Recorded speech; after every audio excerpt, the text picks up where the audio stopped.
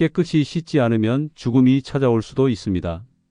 단순한 위생 문제가 아니라 세균 감염, 심장병, 치매, 폐혈증까지 부를 수 있습니다.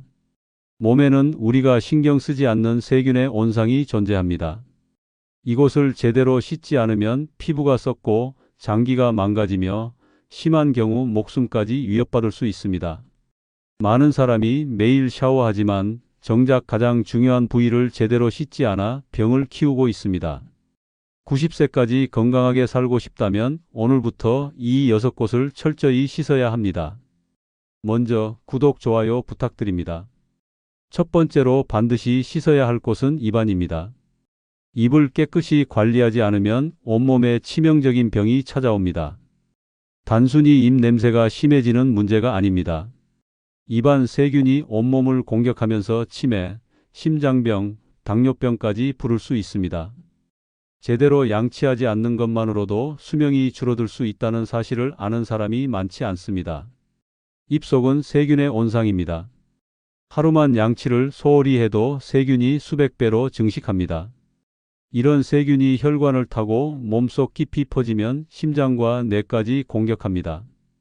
실제로 입속 세균이 많을수록 심장병 위험이 크게 증가한다는 연구 결과도 있습니다. 양치를 게을리하는 것이 곧 심장을 위협하는 일입니다. 치매와도 깊은 연관이 있습니다. 입속 세균 중 일부는 뇌까지 침투할 수 있습니다. 세균이 뇌에 도달하면 염증을 일으켜 뇌세포를 파괴합니다. 이렇게 뇌세포가 서서히 망가지면서 치매가 진행됩니다. 즉, 매일 이를 제대로 닦지 않으면 치매에 걸릴 확률이 높아지는 것입니다. 실제로 치매 환자의 뇌에서 입속 세균이 발견된 사례도 있습니다. 입을 씻지 않는 것이 곧 뇌를 망가뜨리는 일입니다. 당뇨병도 예외가 아닙니다. 입안에 세균이 많아지면 잇몸에 염증이 생깁니다. 이렇게 생긴 염증 물질이 혈당을 조절하는 인슐린의 기능을 방해합니다. 그 결과 혈당이 급격히 상승하면서 당뇨병이 악화됩니다. 이미 당뇨병이 있는 사람이라면 잇몸병을 방치할 경우 혈당 조절이 어려워지고 합병증 위험까지 커집니다. 단순히 이를 닦는다고 해서 문제가 해결되는 것은 아닙니다. 제대로 닦아야 합니다. 하루 3번 양치는 기본이고 자기 전에는 특히 더 꼼꼼히 닦아야 합니다. 치실과 혀 클리너도 필수입니다. 혀를 닦지 않으면 세균이 남아 다시 이빨과 잇몸을 공격하기 때문입니다. 치아 사이의 음식물 찌꺼기도 철저히 제거해야 합니다. 90세까지 건강하게 살고 싶다면 오늘부터라도 입안을 깨끗이 씻는 습관을 가져야 합니다. 양치를 소홀히 하는 순간 치매, 심장병, 당뇨병이 당신을 위협할 수 있습니다. 입안의 청결이 곧 장수의 비결입니다. 입안을 제대로 관리하지 않아 목숨을 잃을 뻔한 사례가 있습니다. 70대 남성이 잇몸 통증을 대수롭지 않게 여기고 방치했습니다.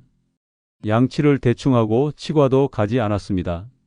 처음엔 잇몸이 붓고 피가 나는 정도였지만 시간이 지나면서 통증이 심해지고 잇몸이 썩어 들어갔습니다. 그러던 어느 날 갑자기 고열과 극심한 두통이 찾아왔습니다. 병원에 갔을 때는 이미 세균이 혈관을 타고 온몸으로 퍼진 상태였습니다. 진단 결과 세균성 심내막염이었습니다. 입속 세균이 혈액을 타고 심장까지 침투하면서 심장 판막에 염증을 일으킨 것입니다. 심장이 제대로 기능하지 못하면서 호흡 곤란과 가슴 통증이 심해졌습니다. 의사는 즉시 수술을 하지 않으면 생명이 위험하다고 경고했습니다. 결국 긴급 수술을 받았고 다행히 목숨은 건졌지만 심장은 완전히 회복되지 않았습니다. 평생 약을 먹으며 살아가야 하는 몸이 되었습니다. 작은 잇몸 염증을 가볍게 여긴 결과는 치명적이었습니다. 양치질 하나 소홀히 한 것이 목숨을 위협한 것입니다. 입속 세균이 온몸을 망가뜨릴 수 있다는 사실을 절대 잊어서는 안 됩니다. 두 번째로 반드시 씻어야 할 곳은 귀 속입니다. 귀를 깨끗이 하지 않으면 단순히 귀가 더러워지는 것이 아니라 청력 저하, 만성 기염증, 심지어 뇌질환까지 유발할 수 있습니다. 특히 나이가 들수록 귀 건강은 생명과 직결됩니다. 귀 속을 제대로 관리하지 않으면 점점 듣지 못하게 되고 이는 결국 치매로 이어질 수 있습니다. 귀 속에는 보이지 않는 세균과 먼지가 가득합니다. 귓바퀴만 씻는다고 해서 깨끗해지는 것이 아닙니다. 귀 속 깊은 곳에 쌓이는 귀지는 시간이 지나면서 딱딱하게 굳고 이물질과 함께 엉켜 귀를 막아버립니다. 이렇게 귀가 막히면 소리가 왜곡되거나 한쪽 귀가 잘 들리지 않는 증상이 나타납니다. 하지만 대부분 나이가 들어서 그런 것이라며 대수롭지 않게 여깁니다.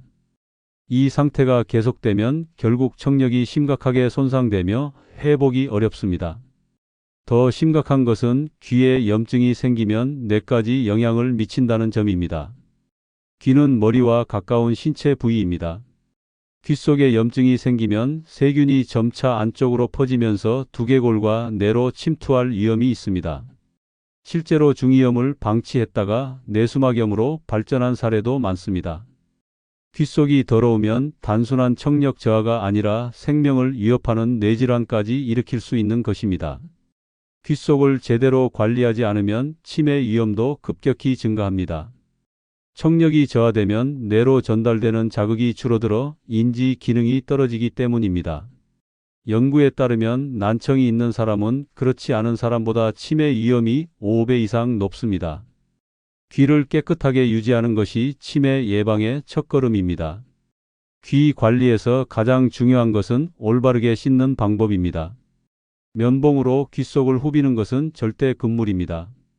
오히려 귀지를 깊숙이 밀어 넣어 더 큰 문제를 일으킬 수 있습니다. 면봉 대신 따뜻한 물로 귓바퀴와 귓구멍 입구를 부드럽게 닦아야 합니다. 샤워 후 물기가 남지 않도록 깨끗이 말리는 것도 중요합니다. 습기가 남아 있으면 세균이 번식하면서 염증이 생길 위험이 높아집니다. 귀 속을 깨끗하게 관리하는 것이 단순한 위생 문제가 아닙니다. 제대로 씻지 않으면 청력을 잃고 심지어 뇌까지 망가질 수 있습니다. 오늘부터라도 귀를 깨끗이 씻는 습관을 들여야 합니다. 건강한 귀가 있어야 오래도록 세상의 소리를 들을 수 있습니다. 귀 속을 제대로 관리하지 않아 목숨이 위험해진 사례가 있습니다.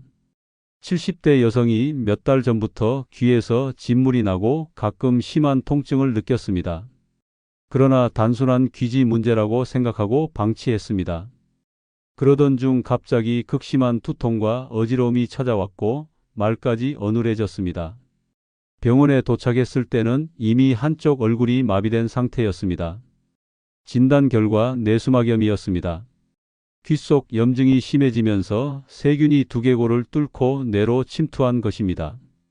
의사는 즉시 항생제 치료를 시작했지만 이미 뇌로 감염이 퍼진 상태라 회복이 쉽지 않았습니다. 결국 환자는 한쪽 청력을 완전히 잃었고 마비된 얼굴도 완전히 돌아오지 않았습니다. 단순한 귀지와 염증을 방치한 대가로 평생 장애를 안고 살아야 하는 몸이 된 것입니다.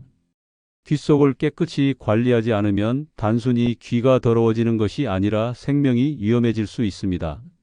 작은 귀 속 문제라도 방치하면 돌이킬 수 없는 결과를 초래할 수 있다는 사실을 절대 잊어서는 안 됩니다. 세 번째로 반드시 씻어야 할 곳은 발가락 사이입니다. 이곳을 제대로 씻지 않으면 악취는 물론 무좀, 세균 감염, 심한 경우 발 괴사까지 이어질 수 있습니다.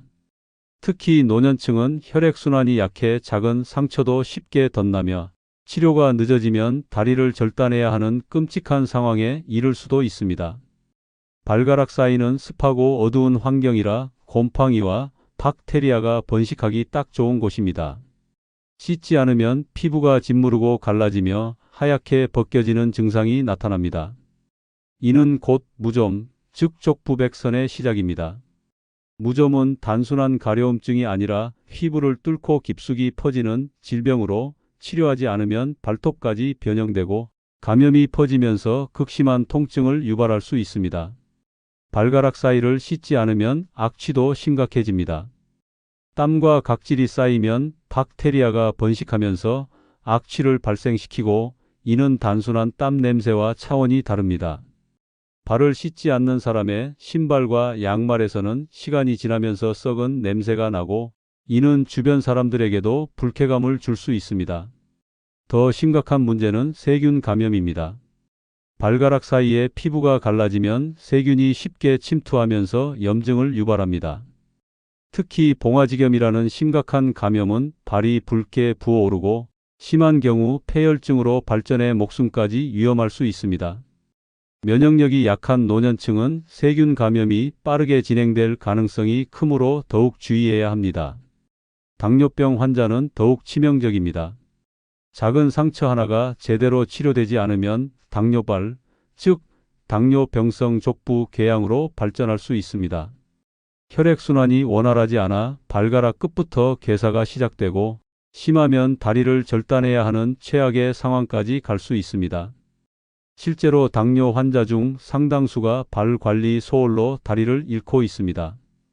발가락 사이를 제대로 씻으려면 비누를 사용해 발가락 사이를 꼼꼼히 문질러야 합니다. 샤워 후에는 반드시 완전히 건조시켜야 하며 특히 발가락 사이에 습기가 남지 않도록 수건으로 꼼꼼히 닦아야 합니다. 습한 상태로 방치하면 무좀균과 세균이 폭발적으로 번식합니다. 발가락 사이를 씻지 않는 것은 세균을 직접 키우는 것과 같습니다. 사소한 관리 소홀로 인해 발을 잃을 수도 있습니다. 90세까지 건강하게 살고 싶다면 반드시 발가락 사이를 철저히 씻고 관리해야 합니다. 깨끗한 발이 건강한 삶의 기본이라는 사실을 절대 잊어서는 안 됩니다. 발가락 사이를 제대로 씻지 않아 다리를 절단한 사례가 있습니다. 70세 남성이 발가락 사이에 가려움증을 느꼈지만 단순한 무좀이라 생각하고 방치했습니다. 시간이 지나면서 피부가 갈라지고 진물이 나기 시작했지만 연고만 바르고 대수롭지 않게 넘겼습니다. 그러던 어느 날 발이 심하게 붓고 검붉게 변하면서 극심한 통증이 찾아왔습니다. 병원에 갔을 때는 이미 봉화지겸과 괴사가 진행된 상태였습니다. 세균이 발가락 사이의 상처를 통해 침투하면서 감염이 퍼진 것입니다. 의사는 즉시 항생제 치료를 시작했지만 감염이 혈관을 타고 올라가면서 다리 절단을 피할 수 없는 상황이 되었습니다.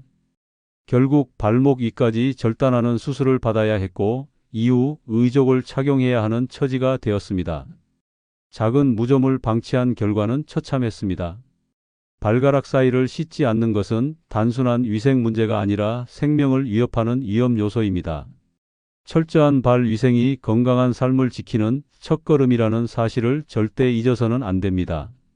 네 번째로 반드시 씻어야 할 곳은 배꼽입니다. 배꼽을 깨끗이 관리하지 않으면 악취는 물론 심각한 감염, 심지어 장기 손상까지 초래할 수 있습니다. 배꼽은 작고 깊숙한 구조 때문에 세균이 번식하기 좋은 환경입니다. 제대로 씻지 않으면 온갖 먼지, 땀, 각질이 쌓이며 배꼽 안에서 곰팡이와 박테리아가 번식합니다. 배꼽을 방치하는 것은 세균의 온상을 몸에 품고 사는 것이나 다름없습니다. 배꼽에서 악취가 나는 것은 단순한 위생 문제가 아닙니다. 냄새가 심해진다는 것은 이미 박테리아가 과도하게 증식했다는 신호입니다.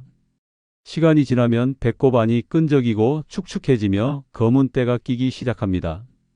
이 상태를 방치하면 염증이 생기고 심한 경우 배꼽 주변이 붉게 부어오르면서 고름까지 차게 됩니다. 이 배꼽염이 심해지면 세균이 혈관을 타고 퍼지면서 전신 감염으로 이어질 수 있습니다. 배꼽을 씻지 않으면 심각한 내부 장기 문제까지 유발할 수 있습니다. 배꼽은 태아 때 탯줄이 연결되어 있던 자리로 혈관과 연결된 부분입니다. 만약 배꼽에 감염이 생기면 세균이 내부로 침투해 복막염 같은 위험한 질환으로 발전할 가능성이 있습니다. 특히 면역력이 약한 노년층은 이런 감염이 빠르게 퍼질 수 있어 더욱 치명적입니다. 배꼽에 쌓이는 때는 단순한 먼지가 아닙니다. 피부에서 떨어진 각질, 땀, 피지, 그리고 몸에서 나오는 노폐물까지 뒤엉켜 있습니다. 특히 배꼽 안이 축축하면 곰팡이가 서식하면서 심각한 피부 질환을 유발할 수 있습니다. 실제로 배꼽 안에서 곰팡이 감염이 발견되는 사례도 많습니다. 배꼽을 씻는 방법도 중요합니다. 세게 문지르거나 깊숙이 면봉을 찔러 넣으면 오히려 상처가 생겨 감염 위험이 커집니다. 부드러운 면봉이나 젖은 수건으로 살살 닦아야 하며 샤워할 때 비누를 이용해 가볍게 문질러 주는 것이 좋습니다. 씻은 후에는 반드시 배꼽을 완전히 건조시켜야 합니다. 습기가 남아 있으면 오히려 세균 번식을 촉진할 수 있습니다. 배꼽을 방치하면 단순한 냄새 문제가 아니라 온몸에 퍼지는 감염으로 이어질 수 있습니다. 건강하게 장수하고 싶다면 오늘부터라도 배꼽을 깨끗이 씻어야 합니다. 깨끗한 배꼽이 건강한 몸을 유지하는 기본이라는 사실을 절대 잊어서는 안 됩니다. 배꼽을 씻지 않아 목숨을 잃을 뻔한 사례가 있습니다. 50대 남성이 배꼽에서 심한 냄새가 나고 가려움을 느꼈지만 대수롭지 않게 여겼습니다. 배꼽을 씻지 않는 습관이 있었고 안에 까맣게 때가 끼어 있었지만 그냥 놔뒀습니다. 시간이 지나면서 배꼽이 붉어지고 부어오르더니 통증이 심해졌습니다. 결국 배꼽에서 고름이 흘러나왔고 열까지 나기 시작했습니다. 병원에 갔을 때는 이미 배꼽염이 심각한 상태였습니다. 세균이 피부를 뚫고 내부로 퍼지면서 염증이 장기 근처까지 확산되고 있었습니다. 의사는 배를 절개해 고름을 배출해야 한다고 했습니다. 만약 더 늦었다면 세균이 혈액을 타고 퍼지면서 복막염이나 폐혈증으로 목숨까지 위험할 뻔했습니다. 치료 후에도 배꼽 주변 피부가 괴사해 일부를 절제해야 했고 흉터가 남았습니다. 배꼽을 씻지 않는 것은 단순한 위생 문제가 아닙니다.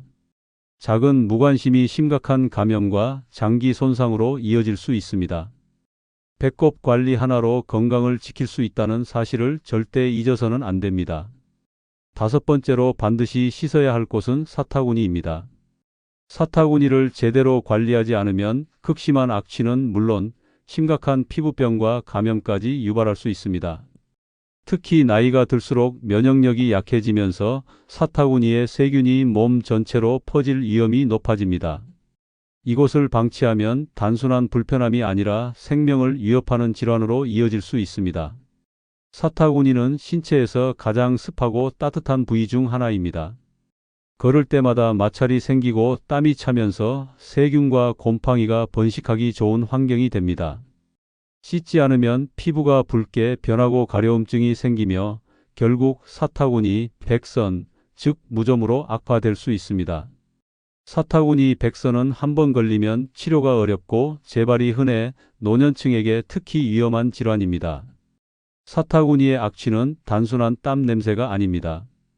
땀과 피지가 엉겨붙어 박테리아가 번식하면서 강한 악취를 풍깁니다. 특히 노년층은 피지 분비가 불균형해 냄새가 더욱 심해질 수 있습니다. 이 냄새는 아무리 좋은 향수를 뿌려도 해결되지 않으며 근본적인 원인은 오직 깨끗이 씻는 것뿐입니다.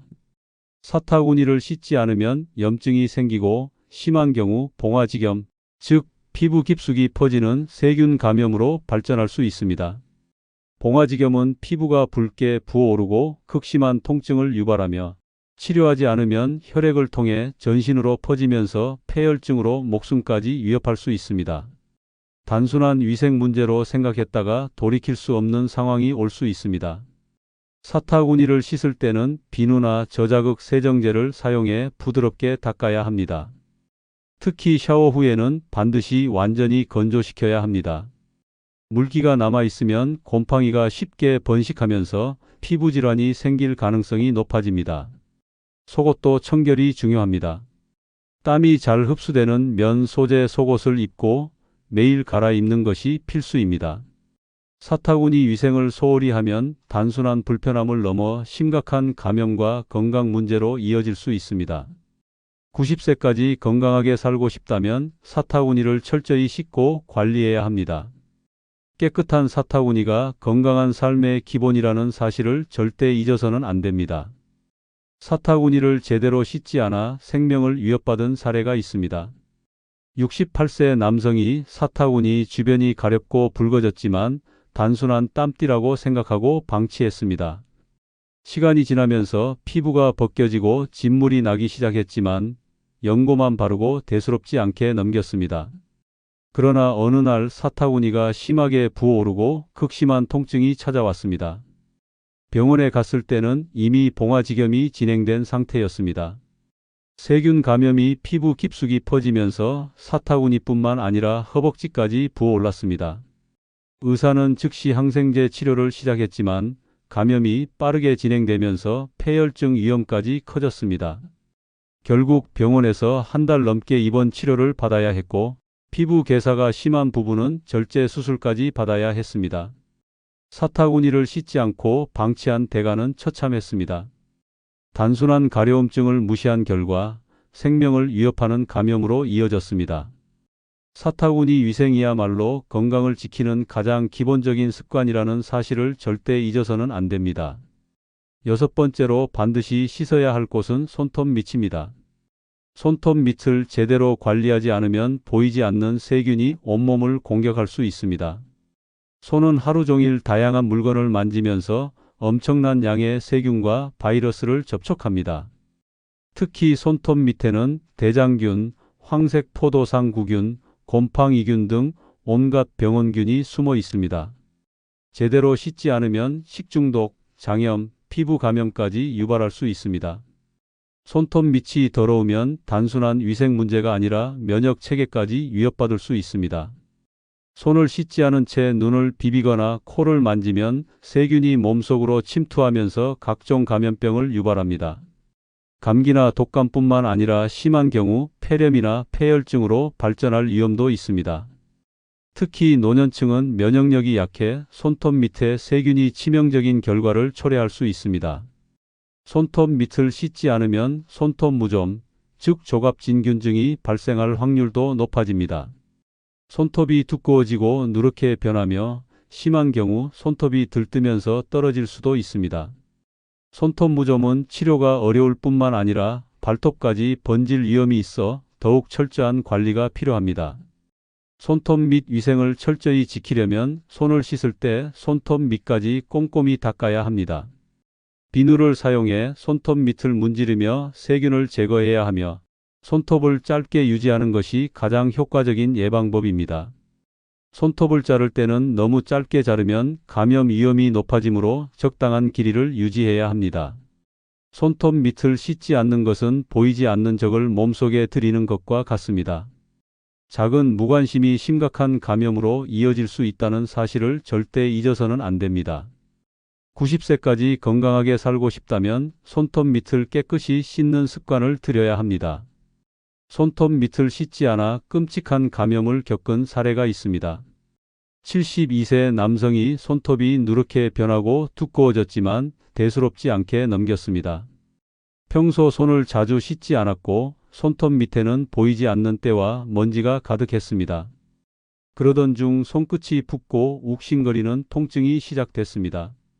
시간이 지나면서 손가락이 벌겋게 부어오르고 고름까지 차올랐습니다. 병원 진단 결과 손톱 밑 박테리아 감염이었습니다. 세균이 손톱 밑으로 침투하면서 염증이 퍼진 것입니다. 치료를 미루다가 감염이 손 전체로 번지면서 폐혈증 위험까지 커졌습니다. 의사는 즉시 손톱 일부를 제거하고 항생제 치료를 시작했습니다. 그러나 감염이 심해 결국 손가락 일부를 절단해야 했습니다. 손톱 밑을 씻지 않는 것은 작은 병균을 몸속에 들이는 것과 같습니다. 단순한 무심함이 끔찍한 결과를 초래할 수 있다는 사실을 절대 잊어서는 안 됩니다. 깨끗한 손톱 밑이 건강한 몸을 지키는 첫걸음입니다. 몸을 씻는 것은 단순한 습관이 아닙니다. 생명을 지키는 필수적인 행동입니다. 이 6곳을 철저히 씻는 것만으로도 치명적인 감염과 질병을 예방할 수 있습니다. 90세까지 건강하게 살고 싶다면 더 이상 위생을 소홀히 하지 마세요. 깨끗한 몸이야말로 장수의 기본입니다. 구독, 좋아요 부탁드립니다. 감사합니다. 당신은 오늘이 인생의 마지막 날이라면 어떤 기분이 들겠습니까? 심장이 멎는다는 공포, 숨이 끊기는 그 순간의 고통, 차가운 관 속에 누워있는 자신의 모습을 상상해 본 적 있습니까? 죽음은 피할 수 없는 현실이지만 우리는 그것을 외면한 채 살아갑니다. 그러나 눈앞에 다가온 죽음은 생각보다 훨씬 더 가까이 있습니다. 죽음은 어느 날 갑자기 예고 없이 문을 두드립니다. 그 문을 두려움 없이 열 수 있는 5가지 이유가 지금 당신의 삶을 바꿔줄 것입니다. 좋아요, 구독은 무료입니다. 죽음을 두려워할 필요가 없는 첫 번째 이유는 누구나 겪는 자연스러운 과정이기 때문입니다. 살아가는 모든 존재는 언젠가 그 여정을 마무리하게 됩니다. 태어남이 신비롭듯 죽음 또한 인생의 한 부분으로 받아들여야 합니다. 생명이 있는 모든 것은 그 자체로 존귀하고 아름답지만 유한하기에 더욱 빛납니다. 죽음은 결코 이질적이거나 특별한 것이 아닙니다. 오히려 삶의 완성을 위한 자연스러운 귀결입니다. 젊을 때는 죽음이 멀게만 느껴지기 때문에 마주할 일이 많지 않지만 나이가 들며 주변 사람들의 이별을 경험하게 됩니다. 그리고 어느 순간 나 자신의 죽음에 대해 생각하게 됩니다. 그 순간부터 우리는 두려움과 마주하게 됩니다. 그러나 이 두려움은 죽음 자체에서 비롯된다기보다 그 과정을 받아들이지 못하고 준비되지 않았을 때 생기는 감정입니다. 누구나 언젠가는 죽는다는 이 단순한 진리를 받아들일 때 마음은 오히려 평온해집니다. 우리는 매일 아침 해가 뜨고 저녁이 되면 어김없이 해가 지는 광경을 보며 살아갑니다. 해가 지는 모습을 슬퍼하지 않듯 삶의 끝도 마찬가지로 자연스럽게 받아들일 수 있습니다. 삶과 죽음은 서로 떨어져 있는 것이 아니라 하나의 흐름 속에 있습니다. 죽음을 인정하고 이해할수록 삶은 더욱 깊어지고 진실해집니다. 마치 겨울이 있기에 봄이 더욱 아름답게 느껴지는 것처럼 죽음이 있기에 삶은 더 소중한 것입니다. 인생의 마지막이 반드시 고통스럽거나 외로운 것만은 아닙니다. 오히려 마음을 내려놓고 죽음을 준비하는 사람들에게서는 깊은 평화와 따뜻한 울림이 전해집니다. 자연의 순리를 거스르지 않고 받아들이는 사람만이 남은 시간 동안 진정한 사랑과 감사를 느낄 수 있습니다. 죽음은 끝이 아니라 또 다른 시작이라는 믿음도 많은 이들에게 큰 위로가 됩니다. 무엇보다도 나만 그런 것이 아니라 이 세상 누구도 예외 없이 겪는 일이라는 사실만으로도 죽음은 더 이상 혼자 짊어져야 할 무서운 짐이 아닙니다. 70대 중반의 김영자 할머니는 10년 전 남편을 먼저 보내고 자신도 암 투병 중에 삶의 끝을 준비하게 되었습니다. 처음 병을 진단받았을 때는 두려움에 잠도 이루지 못하고 매일같이 눈물을 흘렸다고 합니다. 그러나 어느 날 아침 해가 떠오르는 모습을 보며 문득 이런 생각이 들었다고 합니다. 이 해는 오늘도 나를 위해 떠오르는데 나는 왜 어제를 그리워하며 오늘을 놓치고 있었을까? 그 순간부터 김 할머니는 자신의 남은 시간을 울음이 아니라 감사로 채워가기로 마음먹었습니다. 병원에서 만난 간호사들에게 고맙다고 말하고 자식들에게는 그동안 표현하지 못했던 사랑을 하나하나 전했습니다. 손자에게는 직접 만든 손편지를 남기며 할미는 어딜 가든 너를 사랑한다는 마지막 말을 남겼습니다. 김 할머니는 마지막까지 평온한 표정으로 숨을 거두었습니다. 돌아가신 뒤 자녀들은 할머니가 남긴 편지와 영상 속 메시지를 보며 눈물 속에서도 따뜻한 미소를 지을 수 있었다고 전했습니다. 우리 어머니는 마지막까지 우리에게 사랑을 가르쳐 주셨습니다. 라는 자녀의 말이 깊은 울림을 주었습니다. 누구나 겪는 자연스러운 일이라는 사실을 받아들였기에 김 할머니는 죽음을 두려움이 아닌 준비된 평화로 마무리할 수 있었습니다. 죽음을 향한 두려움은 이해와 수용으로 극복될 수 있습니다. 그것은 결코 혼자만의 외로운 길이 아닙니다. 모두가 함께 걸어가는 길이고 그 길 위에서 우리는 여전히 누군가에게 사랑으로 기억될 수 있습니다. 죽음을 두려워할 필요가 없는 두 번째 이유는 인생의 모든 고통이 끝나는 순간이기 때문입니다. 사람은 누구나 살아가는 동안 수많은 고통과 마주하게 됩니다. 육체적인 병마, 외로움, 상실, 불안, 후회, 미련 같은 감정들이 나이가 들수록 짙게 드리워지곤 합니다. 청춘의 때와는 달리 나이가 들면 몸의 어느 한 부분이라도 편한 날이 드물고 마음조차 한결같이 무거운 날이 많아집니다. 그런 고통 속에서도 하루하루를 살아내는 것이 우리 인생이었고 그것이 때론 기특할 정도로 끈질긴 삶의 의지였던 것입니다. 하지만 삶이 길어질수록 고통이 줄어드는 것이 아니라 오히려 더 많아지고 깊어지곤 합니다. 누군가는 자식 걱정으로, 누군가는 홀로 남겨질 두려움으로, 또 누군가는 건강 문제로 힘겨운 시간을 보냅니다. 죽음을 생각하는 순간조차 그 두려움 때문에 피하려 하지만 사실 그 끝에는 오히려 해방이 기다리고 있을 수 있습니다. 그 어떤 수술로도 약으로도 사라지지 않던 고통이 죽음 앞에서는 조용히 물러납니다. 그 순간만큼은 몸도 마음도 더 이상 아프지 않고 세상의 무게도 내려놓을 수 있습니다. 우리는 평생을 살아오면서 무엇 하나 쉽게 이룬 것이 없었습니다. 늘 참고 견디고 이겨내야 했습니다. 하지만 마지막 순간만큼은 그 어떤 싸움도 필요하지 않습니다. 더 이상 애쓰지 않아도 됩니다. 누구에게 보여주기 위한 체면도 책임감도 내려놓을 수 있습니다. 죽음은 삶의 고통에서 벗어나는 마지막 문이자 그동안 힘겹게 살아낸 이들에게 주어지는 깊은 휴식입니다. 긴 여정을 마친 여행자가 안락한 쉼터에 도착하듯 죽음은 그런 편안함으로 우리를 맞이합니다. 살면서 겪은 고통을 생각하면 죽음은 더 이상 두려운 것이 아닙니다. 오히려 다 끝났다는 안도감과 함께 마침내 쉴 수 있다는 평온함이 찾아옵니다. 몸을 움직일 수 없을 만큼 지친 날에도, 마음이 헤어날 수 없을 만큼 아팠던 날에도 우리는 견뎌냈습니다. 그 끝에서 마주하는 죽음은 결코 실패가 아니며 포기가 아닙니다. 그것은 그 누구보다 열심히 살아낸 인생에 대한 마지막 선물입니다. 80대 중반의 박상만 어르신은 15년 넘게 만성 신부전증을 앓아왔습니다. 매일 병원을 오가는 생활은 일상이 되었고 숨을 쉬는 것조차 힘겨운 날들이 많았습니다. 침대에 누워 산소 호흡기에 의존해야 하는 시간이 길어지면서 박 어르신은 삶에 대한 희망보다 점점 더 고통과 절망에 가까워졌습니다. 가족들은 아버지의 곁을 지키며 작은 일에도 웃어보려 노력했지만 그 웃음 뒤에는 깊은 슬픔이 감춰져 있었습니다. 그러던 어느 날 박 어르신은 손녀의 손을 꼭 잡고 조용히 말했습니다. 나는 이제 괜찮단다. 아픈 것도 숨쉬기 힘든 것도 다 이젠 끝났으면 좋겠구나. 나 잘 살았다 생각한다. 그 말은 주변 사람들에게 큰 울림을 주었습니다. 죽음 앞에서조차 담담했던 그 모습은 오히려 평화로웠습니다. 마지막 병원에 입원했을 때 박 어르신은 가족들에게 당부했습니다. 내가 떠나도 울지 말거라. 나 지금 너무 편안하단다. 고통이 다 사라졌어. 그가 숨을 거두는 순간 병실에는 울음 대신 조용한 감사의 인사가 이어졌습니다. 가족들은 박 어르신이 마지막까지 고통 없는 평화를 맞이할 수 있었다는 사실에 마음 한켠이 놓였다고 말했습니다.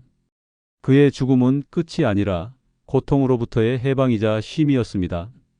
죽음을 두려워하지 않아도 되는 이유는 바로 이처럼 그 순간이 인생의 모든 고통을 내려놓는 해방의 시간이기 때문입니다. 몸과 마음이 겪어온 고난을 끝내고 진정한 평온을 맞이할 수 있는 시간입니다. 더 이상 참지 않아도 되고 더 이상 아프지 않아도 되는 순간이기에 죽음은 어쩌면 인생의 마지막 따뜻한 위로일 수 있습니다. 죽음을 두려워할 필요가 없는 세 번째 이유는 평온한 죽음은 축복이 될 수 있기 때문입니다. 우리는 죽음을 이야기할 때 대부분 두려움, 슬픔, 고통을 먼저 떠올리곤 합니다. 그러나 죽음은 반드시 괴롭고 비참한 것만은 아닙니다. 준비된 죽음, 사랑 안에서 맞이하는 죽음, 삶을 온전히 받아들인 이의 죽음은 그 자체로 축복이 될 수 있습니다. 오히려 삶을 아름답게 마무리하고 세상과 이별할 수 있다는 점에서 평온한 죽음은 가장 고귀한 마지막 선물일 수 있습니다. 평온한 죽음은 삶 전체가 얼마나 충만했는지를 보여주는 거울이기도 합니다. 삶을 사랑했고 주변 사람들을 소중히 여겼으며 자신의 길을 묵묵히 걸어온 사람은 마지막 순간에도 흔들림 없이 고요한 안식을 맞이합니다. 이별의 순간조차 따뜻하게 기억될 수 있는 것은 바로 그런 평온함 덕분입니다. 준비되지 않은 죽음은 두려움을 남기지만 준비된 죽음은 사랑과 감사를 남깁니다. 죽음을 축복이라 말할 수 있는 이유는 그 안에 고통이 없기 때문만은 아닙니다. 그보다는 삶의 의미를 받아들이고 마지막까지 자신의 존재를 존엄하게 지킬 수 있기 때문입니다. 몸은 비록 노쇠하고 병들었더라도 마음만은 평온한 사람은 죽음조차 담담하게 받아들입니다. 그리고 그 죽음은 남은 이들에게도 위로가 되고 인생에 대해 다시 생각하게 만드는 울림이 됩니다. 우리는 평생을 무언가를 이루기 위해 애쓰며 살아갑니다. 하지만 인생의 마지막에 남는 것은 성취보다도 어떻게 살아왔는가 하는 삶의 태도입니다. 그리고 그 태도가 고요하고 단단할 때 죽음은 더 이상 두려움의 대상이 아닙니다. 오히려 스스로의 삶에 대한 감사로 남겨질 이들에 대한 축복으로 마무리할 수 있습니다. 그렇게 맞이하는 평온한 죽음은 비로소 잘 살았다는 삶의 선언이 됩니다. 죽음이 두려운 것은 우리가 떠나는 존재라고 느끼기 때문입니다. 그러나 평온한 죽음은 남겨질 사람들에게 안심을 남깁니다. 걱정보다는 고마움을, 아쉬움보다는 사랑을 남깁니다. 마지막 순간까지도 누군가의 손을 잡아주고 마음을 전하며 웃으며 눈을 감을 수 있다는 것. 그것은 인생이 주는 최고의 은총이며 축복 그 자체입니다. 70대 후반의 최은자 할머니는 치매를 앓고 있던 남편을 오랜 시간 간호해 왔습니다. 남편은 거의 모든 기억을 잃고 할머니조차 알아보지 못하는 시간이 길어졌지만 할머니는 하루도 빠짐없이 남편 곁을 지켰습니다. 그러던 어느 날 남편의 상태가 급격히 악화되며 마지막을 준비해야 하는 순간이 찾아왔습니다. 가족들은 모두 슬픔에 잠겨 있었지만 최 할머니는 오히려 담담하게 말했습니다. 이 사람 고생 참 많이 했어요. 이제 편히 보내줘야죠. 그날 밤 할머니는 남편의 손을 꼭 잡고 오래된 찬송가를 조용히 불러주었습니다. 가사는 다 잊었지만 멜로디만큼은 어렴풋이 기억하는 듯 남편의 입가에 미소가 스쳤습니다. 그리고 새벽녘 남편은 아주 조용하게 숨을 거두었습니다. 통증도 없이 고요하고 따뜻한 이별이었습니다. 가족들은 그 순간을 떠올리며 이렇게 말했습니다. 아버지는 정말 축복받은 마지막을 맞으셨어요. 어머니의 사랑이 끝까지 아버지를 편안하게 해주셨습니다. 최 할머니는 남편의 영정을 보며 환하게 웃었습니다. 이 사람 이제야 편히 쉬네요. 저도 잘 살아냈다고 생각해요. 남편과의 이별을 통해 슬픔보다는 감사와 평화를 느낄 수 있었던 이유는 그 죽음이 고요하고 사랑으로 채워졌기 때문입니다. 평온한 죽음은 누구에게나 찾아올 수 있는 축복입니다. 그것은 삶의 마지막을 사랑으로 감싸 안는 순간이며 인생의 마지막 장면을 가장 아름답게 완성하는 시간이기도 합니다. 두려움이 아닌 준비와 사랑으로 죽음을 마주할 때 그 순간은 더 이상 이별이 아니라 또 하나의 연결이 됩니다. 평온한 죽음을 맞이하는 사람의 삶은 끝이 아닌 새로운 시작을 알리는 조용한 종소리처럼 우리에게 깊은 울림을 남깁니다. 죽음을 두려워할 필요가 없는 네 번째 이유는 사랑했던 이들과의 추억이 남기 때문입니다. 우리가 떠나더라도 우리가 사랑했던 사람들과의 기억은 세월 속에 고스란히 남아 마음을 따뜻하게 감싸줍니다. 죽음은 관계의 끝이 아닙니다. 오히려 사랑의 또 다른 방식으로 이어질 수 있는 시작입니다. 그리움은 사라지지 않지만 그 그리움 안에는 언제나 따뜻한 순간들이 함께 머무릅니다. 살아가며 우리는 많은 사람을 만나고 사랑하고 또 이별을 겪습니다. 누군가는 먼저 떠나고 누군가는 남게 됩니다. 하지만 그 누구도 완전히 사라지지 않습니다. 함께 웃었던 순간, 손을 잡고 걸었던 길, 나지막한 음성으로 건넨 인사 한마디까지도 모두 소중한 추억으로 남아 살아있는 사람들의 마음속에 머뭅니다. 사랑이 깊을수록 이별은 더 아프지만 그만큼 남겨지는 기억은 더 선명합니다. 그리고 그 기억은 우리를 위로하고 다시 살아갈 힘이 되어줍니다. 죽음을 슬픔으로만 생각하지 않아도 되는 이유는 우리가 사랑했던 사람들과의 추억이 결코 사라지지 않기 때문입니다. 시간이 지나도 마음 한구석에 따뜻하게 자리한 그 기억은 때로는 눈물을, 때로는 미소를 불러일으키며 계속해서 살아갑니다. 추억은 죽음조차 뛰어넘습니다. 우리 삶에서 진심으로 사랑했던 기억은 아무리 시간이 흘러도 잊히지 않고 세대와 세대를 넘어 전해지기도 합니다. 부모가 남긴 따뜻한 말 한마디, 친구와의 마지막 인사, 자녀가 어릴 적 불러준 노래 하나까지도 마음을 움직이는 힘이 됩니다. 우리가 세상을 떠난다 해도 그 사랑은 그대로 남아 누군가의 삶을 지켜주는 빛이 됩니다. 죽음을 준비하면서 가장 큰 두려움 중 하나는 내가 사라지면 아무도 나를 기억하지 않을까 하는 외로움입니다. 하지만 그런 걱정은 하지 않아도 됩니다. 진심으로 사랑했던 사람이었다면 그 존재는 결코 잊히지 않습니다. 오히려 사람들은 더 자주 당신을 떠올리며 따뜻한 미소와 함께 그리워하게 됩니다. 당신이 남긴 사랑은 누군가의 삶을 지탱해주는 기둥이 되어줄 것입니다. 부산에 사는 80세의 윤정자 할머니는 5년 전 남편을 먼저 떠나보냈습니다. 평생을 함께 살며 크고 작은 갈등도 있었지만 돌아보면 그 모든 날이 고맙고 따뜻했다고 말합니다. 남편이 병상에 누워있던 마지막 한 달 동안 할머니는 하루도 빠짐없이 남편의 손을 잡고 추억을 이야기했습니다. 젊은 시절 고생하며 함께 일했던 날, 아이들을 키우며 웃고 울었던 순간들, 그리고 남편이 가끔씩 불러주던 옛날 가요 한 소절까지 모두가 귀하고 사랑스러운 기억이었습니다. 남편이 세상을 떠난 뒤 윤 할머니는 처음엔 깊은 슬픔에 잠겼지만 이내 자신에게 남겨진 것이 무엇인지 깨달았습니다. 그것은 바로 수많은 추억들이었습니다. 아침에 눈을 뜨면 들리던 남편의 목소리, 식탁에서 함께 나눈 조용한 대화, 손주와 함께 웃으며 바라보던 남편의 눈빛, 모든 것이 선명한 기억으로 남아 할머니의 하루를 채워주었습니다. 그녀는 이렇게 말했습니다. 죽음은 이별이지만 사랑은 계속된다는 걸 알게 되었어요. 이젠 남편이 없는 게 아니라 언제나 내 안에 함께 있는 것처럼 느껴집니다. 윤 할머니는 매일 저녁 창가에 앉아 남편과의 추억을 떠올리며 조용히 혼잣말을 합니다. 슬프기보다 따뜻한 시간이 되었고 그 시간은 그녀가 외롭지 않도록 지켜주는 가장 소중한 일상이 되었습니다.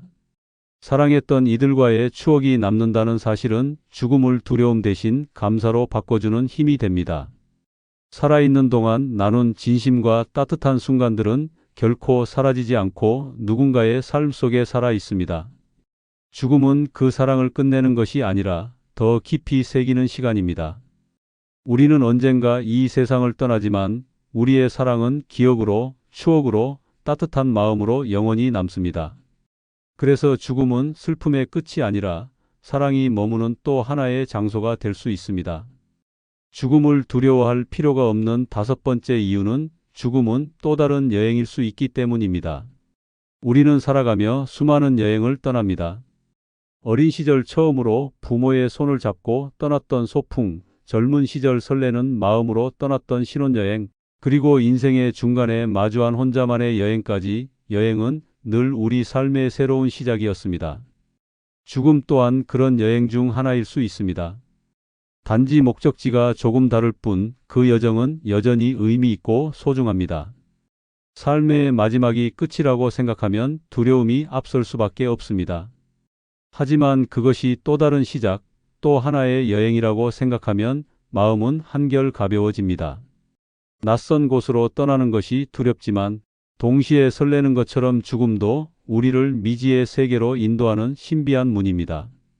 그 문 너머에는 다시 만날 누군가가 있을 수도 있고 새로운 평화와 자유가 기다리고 있을지도 모릅니다. 무엇보다 중요한 것은 이 여행을 마주하는 우리의 자세입니다. 죽음을 또 다른 여행이라 여기는 마음은 삶을 더욱 깊이 있게 만듭니다. 언젠가 끝날 것을 알기에 지금 이 순간을 더 소중히 여기고 더 많이 사랑하고 더 진심으로 살아가게 됩니다. 여행을 준비하듯 죽음을 준비하는 것도 그런 의미에서 귀한 일입니다. 짐을 가볍게 하고 마음을 정리하고 사랑하는 이들과 작별의 인사를 나누며 떠나는 이 여행은 인생에서 가장 조용하고 의미 있는 여정이 될 수 있습니다. 이 여행은 홀로 가는 것이 아닙니다. 살아온 삶의 모든 기억과 사랑이 동행해 줍니다. 그리고 남겨진 이들 또한 그 여행을 마음으로 함께하며 떠난 이의 사랑을 오래도록 간직합니다. 어쩌면 죽음 이후의 세계는 우리 인간의 이해를 넘어선 곳일지 모릅니다. 그러나 분명한 것은 그곳이 고통과 근심이 없는 평온한 공간이기를 바라는 마음은 모두가 같다는 점입니다. 죽음을 삶의 끝이 아니라 하나의 통로, 하나의 문, 하나의 여정으로 받아들일 때 우리는 더 이상 그것을 피하거나 두려워하지 않게 됩니다. 오히려 마치 오랜 여정을 마치고 고향으로 돌아가는 기분처럼 편안하고 따뜻하게 받아들일 수 있습니다. 그렇게 준비된 죽음은 살아온 삶의 깊이를 더해주고 남은 이들에게도 안식을 남깁니다. 대전에서 살고 있는 77세의 정승호 어르신은 말기 폐암 진단을 받고 처음엔 깊은 충격과 두려움에 휩싸였습니다. 가족들과의 시간, 아직 못 이룬 꿈들, 손자들과의 약속 등 많은 미련이 그를 괴롭혔습니다. 그러나 몇 개월이 지나면서 그는 마음을 바꾸기 시작했습니다. 남은 시간이 유한하다는 것을 받아들이자 오히려 그 시간들을 더 충실히 살아야겠다는 생각이 들었습니다. 그러던 어느 날 그는 자식들에게 말했습니다. 나는 이제 또 하나의 여행을 떠난다고 생각하마. 새로운 세상으로 가는 긴 여행이지. 정 어르신은 그날부터 집 근처 산책을 자주 다녔습니다. 나뭇잎 하나, 바람 한 줄기, 저녁 노을까지도 유심히 바라보며 모든 순간을 깊이 느꼈습니다. 병세가 점점 악화되어 침대에 누워 있어야 했을 때도 그는 손자에게 이런 말을 남겼습니다. 할아버지는 지금 다른 세상으로 천천히 떠나는 중이란다. 걱정하지 말아라. 이 여행은 무섭지 않아. 오히려 평온하고 따뜻하단다. 정 어르신은 임종 전날 가족들에게 마지막 인사를 전했습니다. 지금까지 내가 떠난 모든 여행 중에 이 여행이 가장 큰 의미가 있을 것 같구나. 잘 살아왔고 이제 잘 떠나겠다. 가족들은 눈물 속에서도 그의 평온한 모습에 위로를 받았고 어르신의 죽음을 통해 죽음이 두려운 끝이 아니라 평온한 여행의 시작일 수 있다는 믿음을 갖게 되었다고 말했습니다. 죽음을 또 다른 여행으로 받아들인 정 어르신의 이야기는 많은 이들에게 큰 울림을 줍니다. 그 여행에는 후회도 미련도 두려움도 없었습니다. 오직 사랑과 감사 그리고 평온함만이 남았습니다. 그 모습은 죽음이 단절이 아닌 연결이며 끝이 아닌 새로운 시작임을 보여주었습니다. 그래서 죽음을 두려워하지 않아도 됩니다. 우리는 그 여행의 끝에서 다시 사랑하는 이들과 마주할지도 모릅니다. 그 길 위에서 우리는 다시 한번 삶의 의미를 되새기고 진정한 자유를 만날 수 있습니다. 여러분, 죽음을 외면하는 동안 진짜 삶도 함께 사라지고 있습니다. 이제는 마주할 시간입니다. 죽음은 끝이 아닌 시작이며 고통이 아닌 해방입니다. 사랑이 사라지는 것이 아니라 더 깊이 남고 삶이 사라지는 것이 아니라 새로운 여정으로 바뀝니다. 두려움에 떨며 기다리는 죽음은 지옥이 되지만 받아들이는 죽음은 축복이 됩니다. 당신의 마지막 순간이 후회가 아닌 평온이 되길 바랍니다. 지금 이 순간 삶보다 더 중요한 죽음에 대해 제대로 마주해야 할 때입니다. 구독, 좋아요는 무료입니다. 감사합니다. 나이 들수록 가장 무서운 적은 밖이 아니라 바로 곁에 있는 사람일 수 있습니다. 웃으며 술잔 기울이던 친구가 어느 날 내 뒤에서 흉을 보고 오랜 인연이라 믿었던 사람이 내 지갑을 노리고 들어옵니다. 더 끔찍한 건 그 사실을 알면서도 그래도 친구니까 하며 놓지 못하는 우리의 마음입니다. 그렇게 붙들고 있던 관계가 어느 날 칼이 되어 내 가슴을 찌를 때 후회해도 이미 늦습니다. 나이 들어 몸은 약해지고 돈은 줄어듭니다.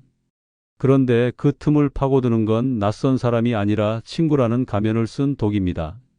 지금부터 말씀드릴 6가지 유형 하나라도 곁에 있다면 그건 더 이상 친구가 아니라 내 인생을 무너뜨리는 재앙입니다.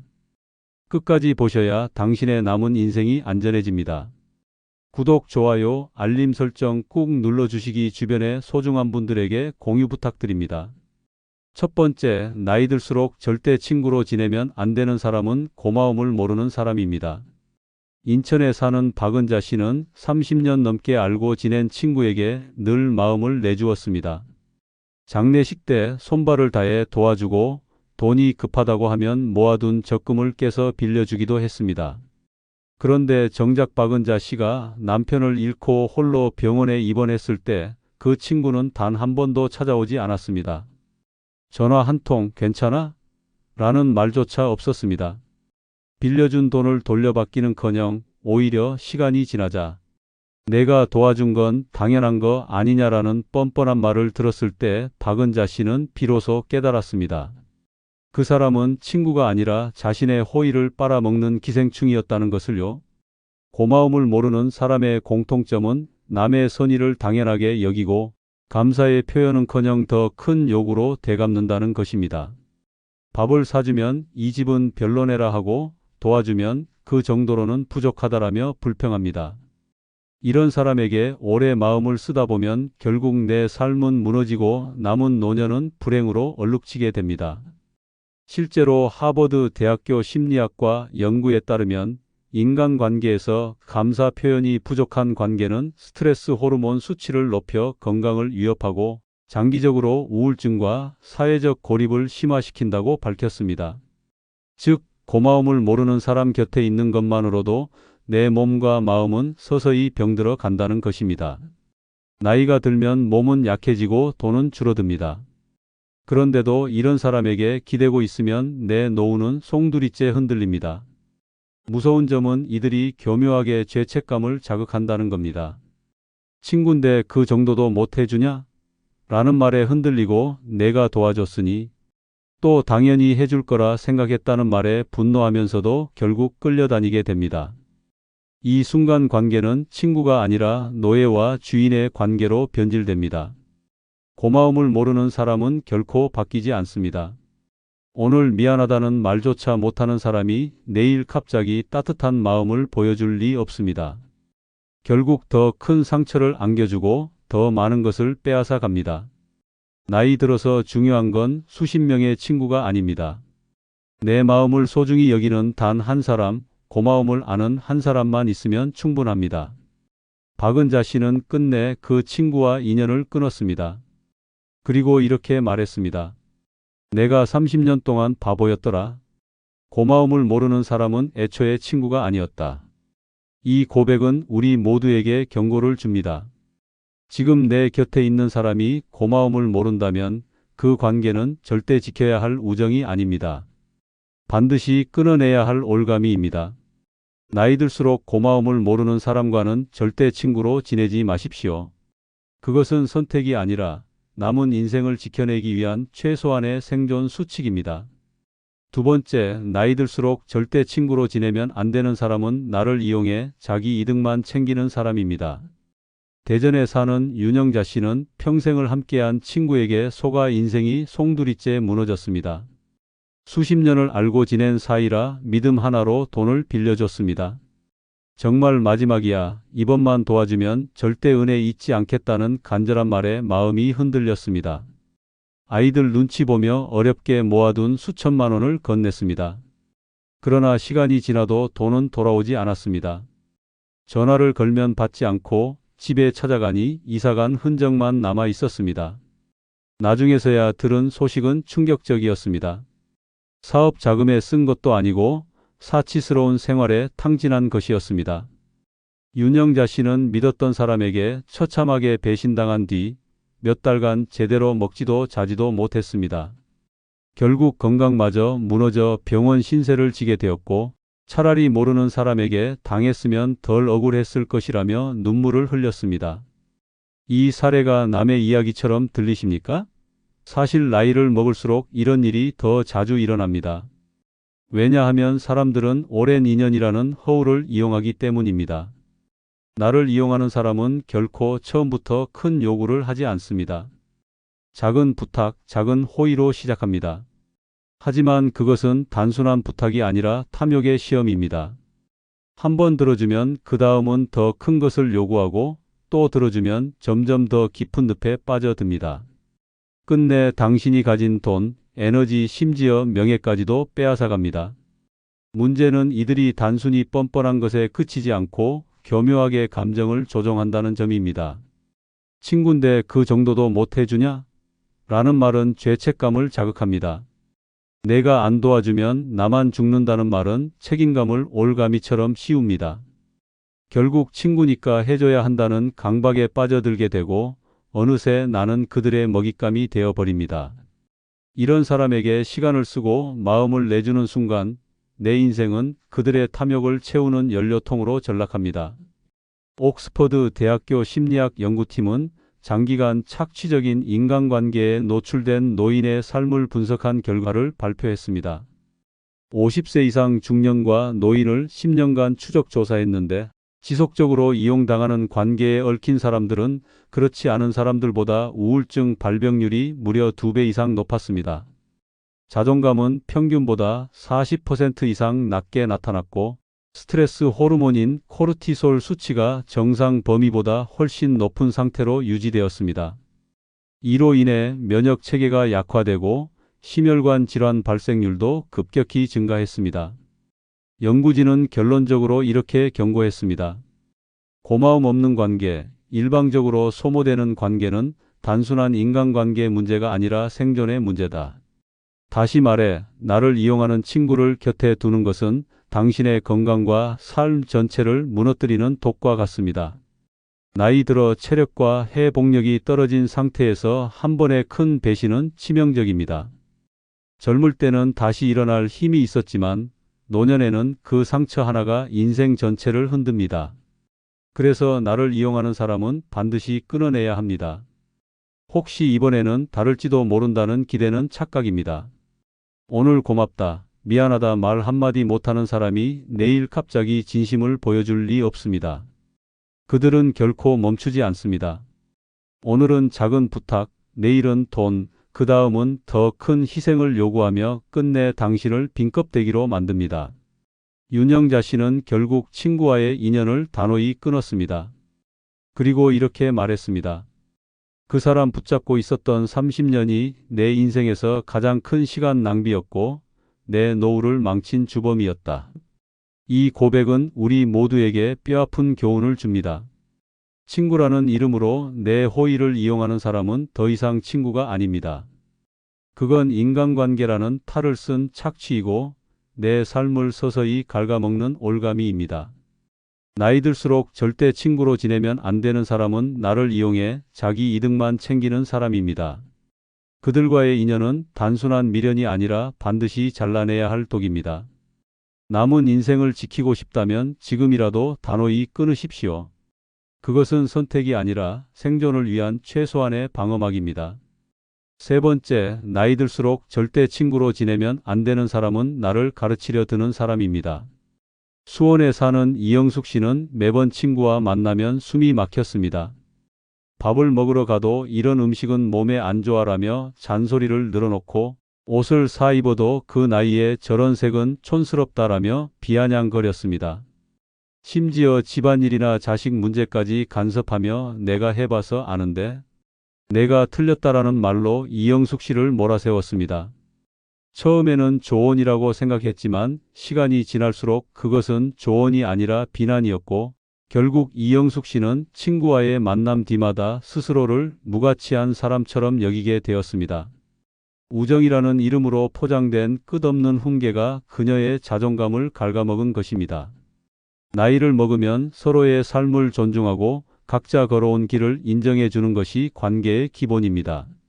그러나 나를 가르치려 드는 사람은 상대방을 대등한 존재로 보지 않습니다. 그들의 언어 속에는 은근한 우월감과 비하가 숨어 있습니다.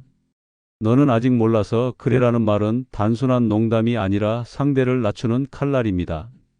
이런 말에 오래 노출되면 내 판단은 흔들리고 결국 내 삶의 주도권마저 빼앗기게 됩니다. 스탠퍼드 대학교 심리학 연구진은 관계 속 권력, 불균형에 관한 7년간의 장기 연구에서 충격적인 결과를 발표했습니다. 지속적으로 가르침이나 통제를 당하는 사람들은 스스로의 의사결정 능력이 약화되며 자존감이 평균보다 35% 낮아진다고 밝혔습니다. 더 무서운 건 이런 관계가 장기간 이어질 경우 뇌의 전전두엽 기능이 위축되면서 우울증과 무기력증이 심화된다는 점이었습니다. 영구지는 이를 두고 타인의 끊임없는 훈계와 가르침은 인간의 정신을 갉아먹는 심리적 독이라 경고했습니다. 즉, 나를 가르치려 드는 친구를 곁에 두는 건 내 정신을 서서히 무너뜨리는 행위와 같습니다. 나이를 먹으면 살아온 인생만큼의 경험과 지혜가 있습니다. 그럼에도 불구하고 끊임없이 나를 가르치려 드는 사람을 곁에 두면 결국 나는 배움이 필요한 부족한 존재로 낙인 찍히고 맙니다. 그것은 우정이 아니라 은밀한 지배이며 친밀을 가장한 억압입니다. 고마움과 존중이 없는 관계는 이미 친구가 아닙니다. 이영숙 씨는 결국 그 친구와의 인연을 끊고 나서야 숨통이 트였다고 말했습니다. 친구라 생각했지만 사실은 내 인생의 감옥이었다는 고백은 우리 모두에게 경고가 됩니다. 나이 들수록 절대 친구로 지내면 안 되는 사람은 나를 가르치려 드는 사람입니다. 그들의 말은 충고가 아니라 독이며 남은 인생을 좀먹는 올가미입니다. 지금 곁에 그런 사람이 있다면 미련 없이 끊어내는 것이 당신의 자유와 평온을 지키는 유일한 길입니다. 네 번째, 나이 들수록 절대 친구로 지내면 안 되는 사람은 나를 가르치려 드는 사람입니다. 경기도 용인에 사는 김은주 씨는 매번 친구를 만날 때마다 마음이 무너졌습니다. 그 나이에 화장은 왜 해? 이런 음식은 노인네들한테 안 좋아. 애들한테 너무 기대지 말고 이렇게 살아야 해라며 끝없이 훈계를 늘어놓았습니다. 처음엔 조언이라 생각했습니다. 하지만 시간이 지날수록 그것은 조언이 아니라 비난이었고 어느 순간부터 친구와의 만남은 즐거움이 아닌 고통이 되었습니다. 한 번 만나면 하루 종일 기가 빨리고 집에 돌아와서는 내가 잘못 살고 있는 사람인 듯한 죄책감에 사로잡혔습니다. 결국 김은주 씨는 나는 왜 이렇게 부족한가라는 자책 속에서 우울증 진단까지 받게 되었습니다. 우정이라는 이름으로 포장된 끝없는 가르침이 그녀의 마음을 완전히 파괴한 것입니다. 나이를 먹으면 서로 살아온 인생만큼의 지혜가 있습니다. 서로 존중하며 경험을 나누는 게 우정의 본질입니다. 그러나 나를 가르치려 드는 사람은 상대를 동등하게 보지 않습니다. 항상 자신이 옳다고 주장하고 내 선택과 내 삶을 무시합니다. 내가 더 살아봐서 안다라는 말은 경험에서 나온 지혜가 아니라 상대를 얕잡아보는 우월감의 표현입니다. 이런 관계는 시간이 지날수록 내 자존감을 갉아먹고 내 판단 능력을 흔들어 버립니다. 결국 나는 스스로 선택하는 힘을 잃고 그 사람의 말에 의존하며 살게 됩니다. 스탠퍼드 대학교 심리학 연구팀이 발표한 관계 속 권력, 불균형에 따른 심리적 영향 연구는 이런 현실을 뚜렷하게 보여줍니다. 연구진은 7년간 50세 이상 중년과 노인을 추적 조사했는데 반복적으로 가르침과 통제를 당한 사람들은 스스로의 의사결정 능력이 현저히 떨어지고 자존감이 평균보다 35% 낮게 나타났습니다. 더 심각한 점은 전전두엽 기능이 위축되면서 우울증과 무기력 증세가 심화된다는 것이었습니다. 연구진은 이를 두고 타인의 끊임없는 훈계와 가르침은 인간 정신을 갉아먹는 심리적 독이라 경고했습니다. 즉, 나를 가르치려 드는 친구를 곁에 두는 것은 단순히 기분이 나쁜 문제를 넘어서 내 정신과 삶을 서서히 파괴하는 독과도 같은 것입니다. 나이 들어 더 이상 허비할 시간이 없습니다. 내 삶을 존중해주고 내 이야기를 들어주는 친구 한 명이면 충분합니다. 그런데 끊임없이 나를 가르치려 드는 사람을 붙들고 있으면 결국 내 노년은 불행으로 얼룩집니다. 이런 사람은 내가 웃을 때는 가볍다라 하고 내가 울면 유난스럽다라며 감정을 깎아내립니다. 내가 잘하면 우연이라 하고 못하면 봐라, 내가 말했지라며 나를 조롱합니다. 결국 그들의 입에서 나오는 말은 내 삶을 응원하는 목소리가 아니라 내 존재를 부정하는 망치일 뿐입니다. 김은주 씨는 결국 친구와 인연을 끊은 뒤 이렇게 고백했습니다. 그 사람은 내 친구가 아니라 내 인생을 끊임없이 깎아내리는 교도관이었다. 이 말은 우리 모두에게 깊은 경종을 울립니다. 나이 들수록 절대 친구로 지내면 안 되는 사람은 나를 가르치려 드는 사람입니다. 그들의 말은 충고가 아니라 독이며 남은 인생을 좀먹는 올가미입니다. 지금 내 곁에 그런 사람이 있다면 단호하게 끊어내야 합니다. 그것은 단순한 선택이 아니라 남은 인생을 지켜내는 최소한의 방어막이기 때문입니다. 다섯 번째, 나이 들수록 절대 친구로 지내면 안 되는 사람은 내 뒤에서 조롱하는 사람입니다. 대구에 사는 장정희 씨는 수십 년을 함께한 친구에게 치명적인 상처를 입었습니다. 겉으로는 늘 따뜻하게 웃으며 넌 참 성실하다라고 말하던 사람이 뒤에서는 동네 사람들에게 돈도 별로 없으면서 잘난 척만 한다라며 비웃고 다녔던 것입니다. 심지어 아들 문제로 힘들어하던 이야기를 털어놨을 때는 위로하는 척 듣더니 며칠 뒤 다른 모임에서 자식 하나도 제대로 못 챙기는 사람이 무슨 충고를 해? 라는 말까지 흘려보냈습니다. 장정희 씨는 그 말을 전해 듣는 순간 몸이 굳어버렸습니다. 믿었던 친구의 가식적인 얼굴이 떠올라 그날 이후 밥 한 숟가락 넘기기도 힘들 정도로 괴로웠다고 합니다. 우정이라는 이름으로 가장 가까이 다가와 내 속마음을 꺼내게 만든 뒤 그걸 조롱거리로 삼는 사람. 그 사람은 친구가 아니라 내 인생을 망가뜨리는 독입니다. 뒤에서 조롱하는 사람의 가장 큰 무기는 비열함입니다. 앞에서는 미소로 안심시키고 뒤에서는 내 약점을 퍼뜨려 웃음거리로 만듭니다. 이런 사람을 곁에 두면 결국 내 평판이 무너지고 인간관계는 흔들리며 스스로도 자존심을 잃게 됩니다. 나이 들어 가장 소중한 건 체면이나 허울이 아니라 마음의 평화입니다. 그런데 내 이야기가 조롱거리가 되어 돌아다닌다면 남은 인생은 끝없는 불안 속에서 흔들리게 됩니다. 공자는 군자는 남을 드러내지 않고 덮어주며 소인은 남의 허물을 드러내 웃음거리를 만든다고 했습니다. 또한 순자는 입은 칼보다 날카롭다. 말로 남을 조롱하는 자는 그 마음도 이미 썩은 자다라고 말했습니다. 이 두 명언은 오늘날에도 뼈아픈 진실을 알려줍니다. 내 뒤에서 조롱하는 사람을 곁에 두는 것은 매일 칼날 위에 서 있는 것과 다르지 않습니다. 언제든 그들의 비열한 입에서 나의 약점이 세상에 흘러나와 내 명예와 삶을 짓밟을 수 있기 때문입니다. 나이를 먹으면 사람은 단순해지고 관계도 단순해야 합니다.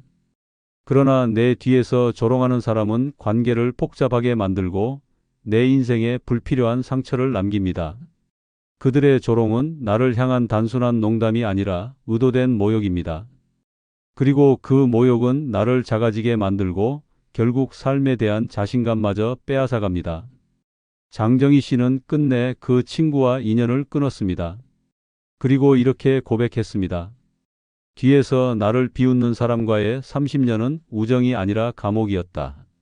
그 말은 우리 모두에게 날카로운 경고가 됩니다. 나이 들수록 절대 친구로 지내면 안 되는 사람은 내 뒤에서 조롱하는 사람입니다. 그들은 웃는 얼굴 뒤에 칼날을 감춘 배신자이며 그 칼날은 언제든 내 마음을 찌릅니다. 지금 곁에 그런 사람이 있다면 단호하게 끊어내야 합니다. 그것은 단순한 선택이 아니라 내 남은 인생을 지켜내는 마지막 방어막입니다. 여섯 번째, 나이 들수록 절대 친구로 지내면 안 되는 사람은 내 이야기를 외부에 퍼뜨리는 사람입니다. 부산에 사는 이명자 씨는 평생 믿어온 친구에게 속수무책으로 무너졌습니다. 남편의 병환과 자식 문제로 가슴속 깊은 비밀을 털어놓았습니다. 그 친구는 고개를 끄덕이며 내가 내 편이야. 절대 밖에 말 안 해라고 다짐했습니다. 하지만 며칠 뒤 동네 사람들의 입에 이미 그 얘기가 오르내리고 있었습니다. 이명자 씨 자식이 실패했다더라. 남편 병원비 때문에 쩔쩔맨다더라 같은 말이 퍼져 있었습니다. 이명자 씨는 수십 년 지켜온 체면이 산산조각 나는 굴욕을 당했습니다. 믿음을 배신한 건 남이 아니라 가장 가까운 친구였다는 사실이 그녀를 절망으로 몰아넣었습니다. 우정은 무너졌고 삶은 깊은 상처로 얼룩졌습니다. 이처럼 내 이야기를 퍼뜨리는 사람은 단순히 가벼운 입을 가진 게 아닙니다. 그들은 타인의 불행을 흥밋거리로 삼고 친구의 고통을 자기 입을 즐겁게 하는 도구로 씁니다. 앞에서는 걱정하는 척 고개를 끄덕이고 뒤에서는 내 사생활을 양념처럼 버무려 세상에 내던집니다. 이런 사람을 곁에 두면 결국 나는 끝없이 불안해집니다. 오늘 털어놓은 말이 내일은 동네를 떠돌고 모임의 조롱거리가 되어 돌아오기 때문입니다. 나이 들어 지켜야 할 가장 큰 자산은 돈이 아니라 체면과 명예인데 그걸 짓밟는 이가 바로 친구라는 이름으로 다가온다면 이것만큼 무서운 배신은 없습니다. 하버드 출신의 심리학자 브레네 브라운은 인간관계에서 취약성 공유의 중요성을 연구하며 이런 결과를 내놓았습니다. 그녀는 진심 어린 관계는 상대가 내 비밀을 안전하게 지켜줄 때 형성된다. 그러나 그 신뢰가 깨지는 순간 인간은 극도의 수치심과 배신감을 경험하며 이는 자존감을 붕괴시키고 사회적 고립을 심화시킨다고 말했습니다. 연구 결과에 따르면 자신의 이야기가 외부로 퍼진 경험을 한 사람은 그렇지 않은 사람보다 불안장애와 우울증, 발병률이 2배 이상 높았습니다. 즉, 내 비밀을 함부로 퍼뜨리는 친구는 단순히 신뢰를 깨는 수준을 넘어 내 정신과 삶을 파괴하는 위험 요소라는 것입니다. 나이 들어 내 이야기를 퍼뜨리는 친구를 계속 곁에 둔다면 인생의 말년은 불신과 두려움으로 얼룩집니다. 마음 놓고 이야기할 수 있는 상대 하나 없이 살아간다면 그 외로움은 상상 이상입니다. 더구나 이런 사람은 절대 멈추지 않습니다. 작은 비밀을 흘리고도 아무렇지 않게 굴고 점점 더 큰 이야기를 세상에 내던집니다. 결국 나는 그들의 입으로 인해 체면을 잃고 인간관계마저 무너집니다. 이명자 씨는 끝내 그 친구와 인연을 끊고 이렇게 고백했습니다. 내가 내 입으로 말한 게 칼이 되어 돌아올 줄은 몰랐다. 그 순간 알았다. 내 이야기를 지켜주지 않는 사람은 애초에 친구가 아니었다. 이 고백은 우리 모두에게 차갑고도 잔인한 경고입니다. 나이 들수록 절대 친구로 지내면 안 되는 사람은 내 이야기를 외부에 퍼뜨리는 사람입니다. 그들은 내 인생을 갉아먹는 독이며 곁에 두는 순간 남은 노년은 고통으로 물듭니다. 지금 곁에 그런 사람이 있다면 미련 없이 끊어내야 합니다. 그것이 나를 지키고 내 삶을 지켜내는 최소한의 방어막입니다. 이번 영상을 보시면서 여러분도 떠오르는 경험이나 마음속 깊은 생각이 있으실 겁니다. 혹시 비슷한 일을 겪어보셨다면 또는 지금 고민하고 계신 상황이 있다면 댓글로 남겨주세요. 여러분의 소중한 경험과 의견이 다른 분들께도 큰 힘과 깨달음이 될 것입니다. 그럼 오늘 하루도 행복하시기 바랍니다. 형제만큼 든든한 사람이 어디 있겠어? 아니야, 늙어보면 형제가 제일 먼 남이 돼. 같은 피를 나눴다 해도 결국은 서로의 가슴에 상처만 남기더라. 젊을 땐 아무렇지 않게 지나쳤던 갈등이 나이 들수록 돌이킬 수 없는 벽이 됩니다. 웃으며 숟가락을 나누던 사이가 어느 순간 눈도 마주치기 싫은 원수가 되어버립니다. 피보다 진한 정이라 믿었는데 그 믿음이 무너지는 순간은 생각보다 너무나도 잔혹합니다. 형제 자매라는 이름 뒤에 숨겨진 불편한 진실, 그 가슴 서늘한 이유들을 지금부터 낱낱이 드러내겠습니다. 이 영상을 끝까지 보셔야만 왜 나이 들수록 형제 자매가 남보다 더 낯선 존재가 되는지 알 수 있을 것입니다. 구독, 좋아요, 알림 설정 꾹 눌러주시기 주변의 소중한 분들에게 공유 부탁드립니다. 첫 번째, 나이 들수록 형제 자매가 남이 되는 진짜 이유는 사는 수준이 달라져 대화가 끊기기 때문입니다. 충남 천안에 사는 두 형제의 이야기는 듣는 이의 가슴을 서늘하게 만듭니다. 형은 평생 공장에서 일하며 어렵게 가족을 부양했고 월세방 전전하다 겨우 낡은 빌라 하나를 마련했습니다. 반면 동생은 사업에 성공해 아파트 2채와 외제차를 굴리며 호화로운 생활을 했습니다. 오랜만에 부모 제사 자리에서 만난 두 사람은 처음엔 웃으며 술잔을 기울였습니다. 하지만 곧 대화는 틀어졌습니다. 동생이 형도 이제 좀 노력해서 집을 옮겨야지, 애들도 창피하지 않겠냐라며 은근한 조롱을 던진 것이 화근이었습니다. 형은 그 말에 얼굴이 굳었고 내 돈 자랑 그만해라. 부모님 제사상 앞에서까지 잘난 척하냐라며 목소리를 높였습니다. 순간 분위기는 얼어붙었고 말싸움은 순식간에 폭발로 번졌습니다. 술기운에 이성을 잃은 형은 식탁 위에 술병을 집어 던졌고 동생은 얼굴에 상처를 입었습니다. 울부짖는 가족들, 쓰러진 제사상, 아비규환 속에서 경찰이 출동했습니다.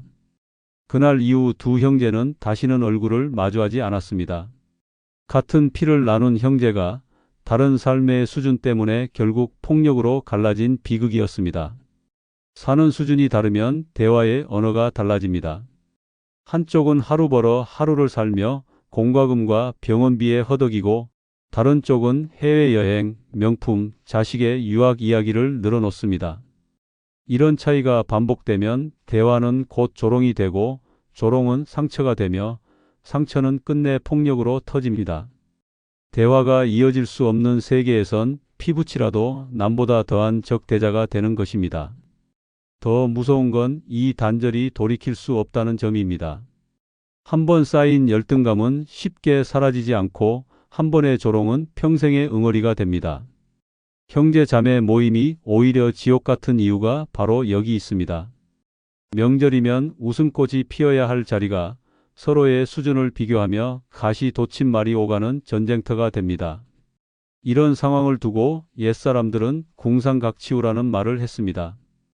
가난한 사람은 같은 처지끼리 어울린다는 뜻이지만 현실에선 삶의 수준이 갈라지면 피부치라도 대화가 막히고 고통만 남는다는 의미로 다가옵니다. 즉, 같은 뿌리를 가진 형제라도 사는 세상이 달라지면 결국 서로의 삶을 이해하지 못한다는 냉혹한 진실을 보여줍니다. 형제 자매는 어릴 적 함께 밥을 먹고 뛰어놀던 존재입니다. 하지만 나이 들어 삶의 무게가 갈라지면 그 따뜻한 추억은 차가운 비교로 변합니다. 더 가진 쪽은 우월감을 드러내고 덜 가진 쪽은 모멸감을 사깁니다.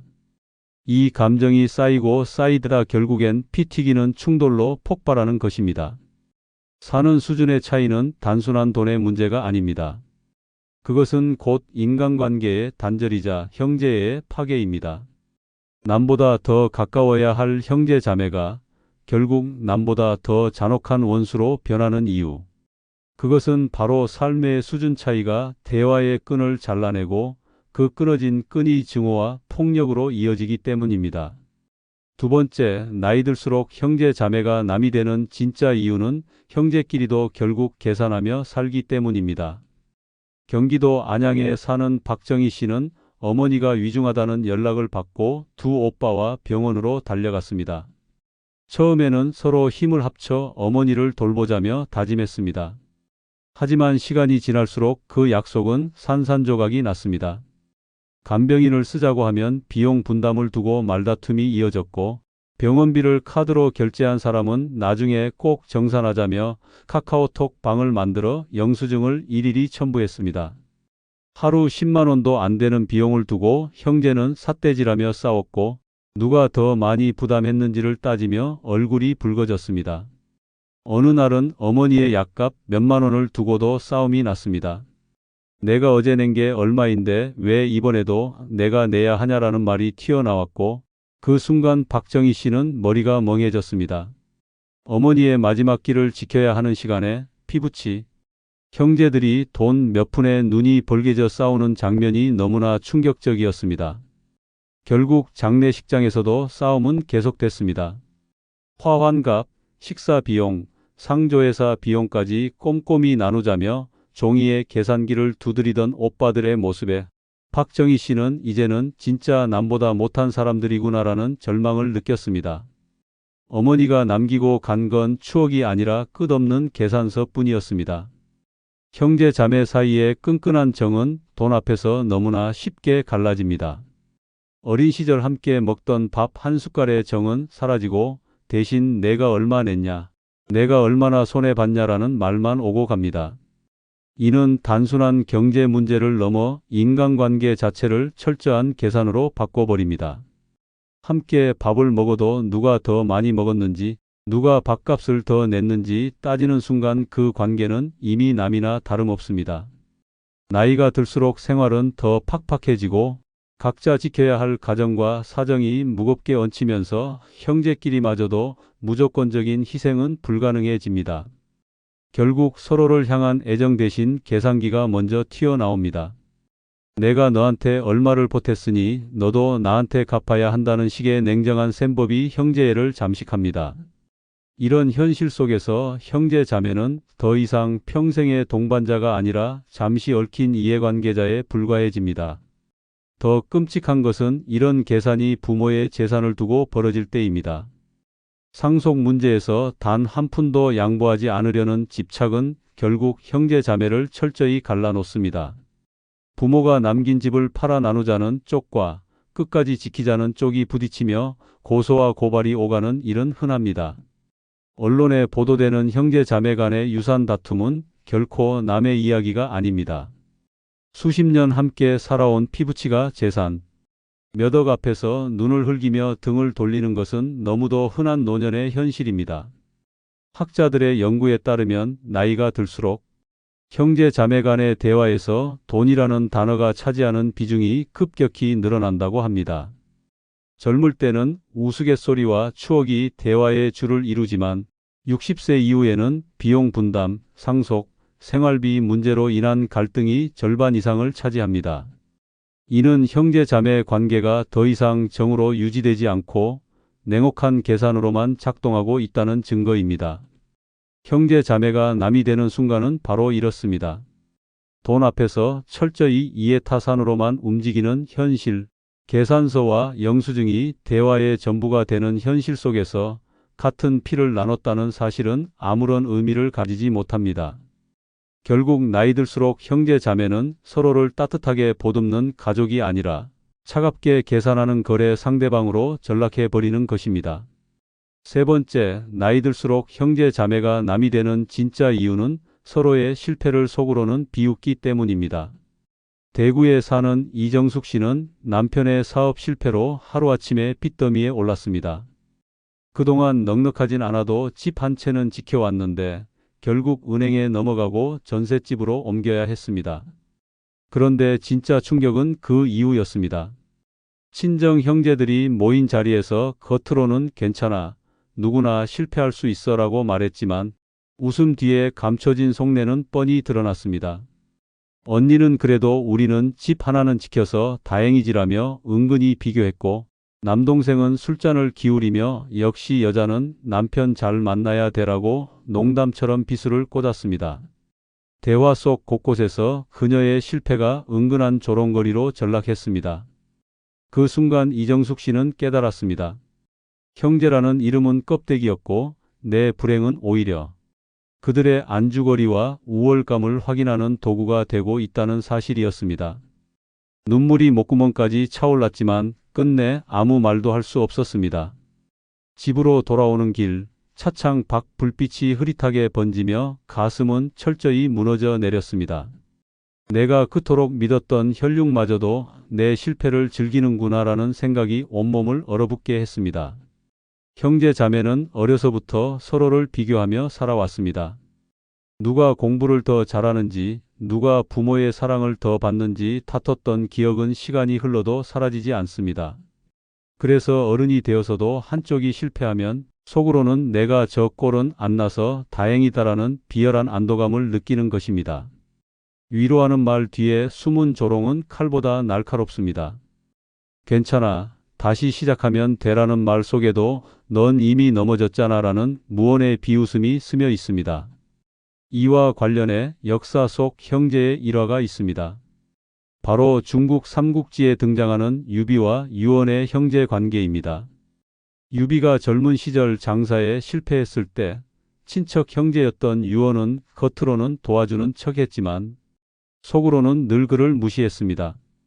결국 유언은 유비가 군사를 일으킬 때 끝내 함께하지 않았고 넌 큰일을 할 사람이 아니다라며 비웃었다고 합니다. 그러나 훗날 유비가 총나라의 황제가 되었을 때 그제야 찾아온 유언은 냉대만 받고 쓸쓸히 사라졌습니다. 형제의 실패 앞에서 격려가 아닌 조롱을 택한 결과 결국 혈육의 정마저 잃어버린 비극적 사례였습니다. 오늘날 우리의 삶도 다르지 않습니다.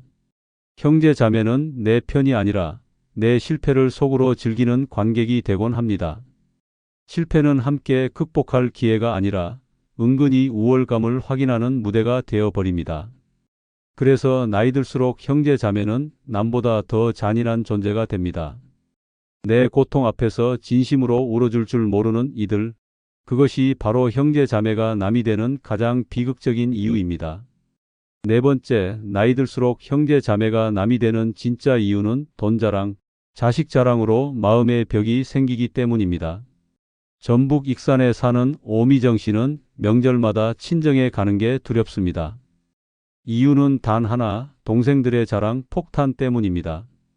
큰 남동생은 매번 외제차 열쇠를 식탁 위에 던져두고 이번에 새로 뽑았어라며 은근히 잘난 체를 합니다. 작은 여동생은 우리 애가 이번에 서울대 장학생 됐어라며 웃음을 터뜨립니다. 대화는 늘 부와 자식 성취 이야기로 채워졌습니다. 그러나 오미정 씨는 남편이 남긴 빚으로 겨우겨우 생계를 이어가고 있었고 아들은 취업 준비생으로 수년째 고생 중이었습니다. 그녀의 귀에는 동생들의 자랑이 칼처럼 꽂혔습니다. 겉으로는 억지로 웃으며 잘 됐네, 축하해라고 했지만 속으로는 쓰라린 수치심과 모멸감이 쌓여갔습니다. 어느 해엔 작은 여동생이 언니 아들은 아직도 집에 있어? 우리 애는 벌써 유학 준비 다 끝냈는데라며 비웃듯 던진 말에 오미정 씨는 눈물이 핑 돌았습니다. 그날 이후 그녀는 명절에 친정을 찾지 않았습니다. 피를 나눈 가족이었지만 동생들의 자랑은 더 이상 기쁨이 아니라 가슴을 찌르는 독화살이 되었고 그 벽은 영원히 무너뜨릴 수 없는 벽이 되었습니다. 돈과 자식은 본래 자랑이 아닌 축복이 되어야 합니다. 그러나 형제 자매 사이에선 그 축복이 비교가 되고 비교는 곧 자극과 상처로 이어집니다. 한쪽은 잘나가는 자식 덕에 우쭐거리고 다른 쪽은 힘겨운 삶 때문에 기죽습니다. 이럴 때 생겨나는 마음의 벽은 피도 정의도 뛰어넘지 못합니다. 겉으로는 웃지만 속으로는 저 잘난 체 좀 그만해라라는 독한 마음이 자라납니다. 결국 따뜻한 대화는 사라지고 만남은 스트레스와 분노로 얼룩집니다. 여기서 떠오르는 속담이 있습니다. 사촌이 땅을 사면 배가 아프다. 이는 남의 성공이 곧 내 불행처럼 느껴진다는 인간의 질투심을 풍자한 말입니다. 그런데 형제 자매 사이에선 이 질투가 더 극단적으로 작동합니다. 남이 아니라 피부치기 때문에 그들의 성공은 축하가 아니라 나를 더 초라하게 만드는 잔혹한 거울이 됩니다. 자랑은 칭찬으로 끝나지 않고 결국 형제애를 무너뜨리는 비수가 되는 것입니다. 실제로 가족 상담 현장에서는 자식 자랑 때문에 갈라선 형제 자매의 사례가 많습니다. 어떤 이는 동생의 자랑을 듣는 게 너무 괴로워서 연락을 끊었다고 고백했고 또 다른 이는 형이 늘 집안 자식들 앞에서 우리 애와 비교를 해서 결국 원수가 됐다고 털어놓았습니다. 돈과 자식 이야기는 단순한 대화가 아니라 서로의 자존심을 짓밟는 무기가 되어버립니다. 나이가 들수록 형제 자매는 마음을 기대야 할 버팀목이 되어야 하지만 현실은 정반대입니다. 남보다 더 잔인한 비교와 자랑으로 상대를 무너뜨리고 그 사이에는 두터운 벽만 남습니다. 그 벽은 시간이 흐를수록 더 높아지고 결국 형제 자매를 남보다도 먼 존재로 만들어버립니다. 돈 자랑과 자식 자랑은 결국 형제 자매 사이에 가장 날카로운 독입니다. 기쁨을 나누기는커녕 상처를 남기고 그 상처는 평생의 앙금으로 남습니다. 그래서 나이 들수록 형제 자매는 따뜻한 가족이 아니라 서로의 마음을 핥히는 차가운 타인이 되는 것입니다. 다섯 번째, 나이 들수록 형제 자매가 남이 되는 진짜 이유는 늙어갈수록 성격이 더 강해져 부딪히기 때문입니다. 경남 진주에 사는 김선옥 씨는 70이 넘어서도 여전히 말이 거칠었습니다. 젊을 때부터 성격이 불같다는 소리를 들었지만 나이 들면서 더 심해졌습니다. 그런데 문제는 명절마다 만나는 언니와의 대화였습니다. 언니는 원래 조용한 성격이었는데 나이가 들수록 고집이 심해지고 말투가 날카로워졌습니다. 어느 해 설날 사소한 음식 차림 문제로 시작된 말싸움이 걷잡을 수 없이 커졌습니다. 김선옥 씨가 이제는 내가 하자는 대로 좀 해라고 소리치자 언니는 내가 뭔데 늘 남의 위에 서려고 하냐라며 맞받아쳤습니다. 그 순간 식탁은 전쟁터가 됐습니다. 숟가락 소리가 쾅 하고 떨어지고 손주들이 울음을 터뜨렸습니다. 결국 가족들은 두 사람을 말리느라 정신이 없었고 그날 이후 두 자매는 5년째 연락을 끊었습니다. 김선옥 씨는 같이 늙어가면 더 의지할 줄 알았는데 결국 언니가 제일 무서운 적이 됐다며 씁쓸하게 말했습니다. 어린 시절 손을 잡고 뛰어놀던 자매가 노년에 들어서는 눈도 마주치기 싫은 원수가 된 것입니다. 나이가 들수록 성격은 유연해지지 않습니다. 오히려 더 단단해지고 더 날카롭게 굳어집니다. 젊을 때는 사회생활 속에서 억누르던 고집이 은퇴와 함께 한꺼번에 터져 나옵니다. 누가 옳고 그른지를 따지며 작은 의견 차이에도 불같이 화를 냅니다. 형제 자매끼리도 예외가 아닙니다. 내가 더 힘들게 살아왔다. 내가 더 희생했다라는 말은 끝없는 싸움의 불씨가 되고 서로의 자존심은 쉽게 꺾이지 않습니다. 나이 든 형제 자매의 만남은 위로가 아니라 충돌이 되는 이유가 바로 여기에 있습니다. 이런 상황을 절묘하게 표현하는 사자성어가 있습니다. 바로 노이불강입니다. 늙어도 결코 물러서지 않는다는 뜻으로 원래는 꿋꿋함을 칭찬할 때 쓰이지만 현실의 형제 자매 사이에서는 완고하고 고집불통으로 변한 모습을 꼬집는 말이 됩니다. 양보는 사라지고 서로의 말에 끼어들며 끝내 결론 없는 싸움만 반복됩니다. 실제 가족 모임에서는 이런 장면이 끊임없이 벌어집니다. 누군가는 정치 이야기를 꺼내며 격렬히 싸우고 누군가는 자식 문제를 두고 비교하며 분노합니다. 사소한 말 한마디가 폭발의 도화선이 되어 수십 년간 쌓아온 정까지 무너뜨립니다. 남보다 더 오래 알고 지낸 형제 자매이기에 서로의 약점을 너무 잘 알기에 싸움은 더욱 잔혹하고 치명적입니다. 결국 늙어갈수록 형제 자매는 부드러워지기는커녕 더 각을 세우며 살아갑니다. 강해진 성격은 서로를 이해하는 다리가 아니라 돌이킬 수 없는 벽이 됩니다. 어린 시절엔 같은 방에서 숨결을 나눴던 형제 자매가 노년에는 고집과 분노로만 맞부딪히는 적이 되어버립니다. 이것이야말로 피를 나눈 가족이 가장 차갑게 남이 되는 잔혹한 진실입니다. 여섯 번째, 나이 들수록 형제 자매가 남이 되는 진짜 이유는 부모 간병을 두고 서로 책임을 미루기 때문입니다. 경기도 용인에 사는 최은영 씨는 아버지가 뇌졸중으로 쓰러지면서 인생이 송두리째 바뀌었습니다. 세 남매 중 장녀였던 그는 당연하다는 듯 아버지 곁을 지켰습니다. 간병인을 쓰자니 돈이 부담되고 병원에 모셔두자니 마음이 불편했습니다. 결국 그는 직장을 그만두고 아버지 옆에서 24시간을 지새웠습니다. 그런데 더 고통스러운 건 아버지의 병세가 아니었습니다. 바로 두 동생의 태도였습니다. 처음에는 누나, 고생 많지라며 말로만 위로했지만 시간이 지날수록 연락조차 끊겼습니다. 병원비를 나누자고 하면 요즘 사정이 안 좋아서, 주말에 하루만 와달라고 부탁하면 아이들 때문에 힘들다라며 발을 뺐습니다. 어느 날은 작은 동생이 누나가 장녀잖아. 원래 내 몫이지라고 대놓고 말했을 때 최은영 씨는 손이 떨렸습니다. 그 말은 칼처럼 가슴을 후벼 팠습니다. 결국 몇 년 뒤 아버지가 세상을 떠나셨을 때 장례식장에서 동생들은 아무렇지 않게 상주 자리를 지키며 조문객 앞에서 눈물 흘렸습니다. 그 모습을 본 그는 차라리 남보다 더 잔인하다고 느꼈습니다. 자신은 삶을 다 내던져 부모를 지켰는데 동생들은 책임을 회피하고 마지막 순간만 생색을 냈던 것입니다. 부모가 남긴 건 사랑이 아니라 피부치 간에 돌이킬 수 없는 균열이었습니다. 부모 간병은 형제 자매의 진짜 민낯을 드러내는 시험대입니다. 누구나 말로는 효도를 이야기하지만 막상 시간과 돈이 들어가는 순간 모두 발을 뺍니다.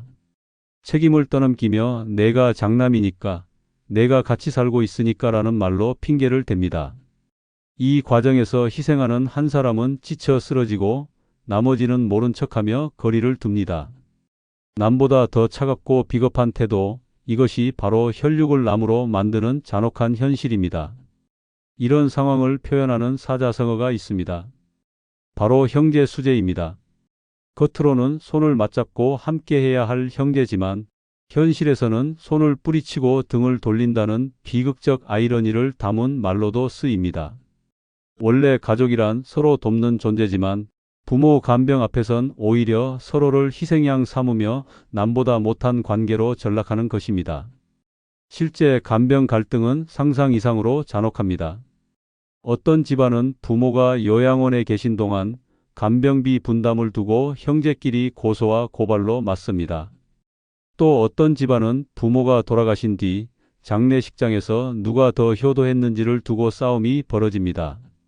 누군가는 부모를 위해 직장을 포기했는데 다른 형제는 한 번도 얼굴을 비추지 않고도 상속만 챙기려 합니다. 이런 장면에서 남보다 더 잔인한 존재가 바로 형제자매라는 걸 절감하게 됩니다. 부모의 병상은 가족애를 시험하는 마지막 무대이자 형제자매를 갈라놓는 치명적인 장벽이 됩니다.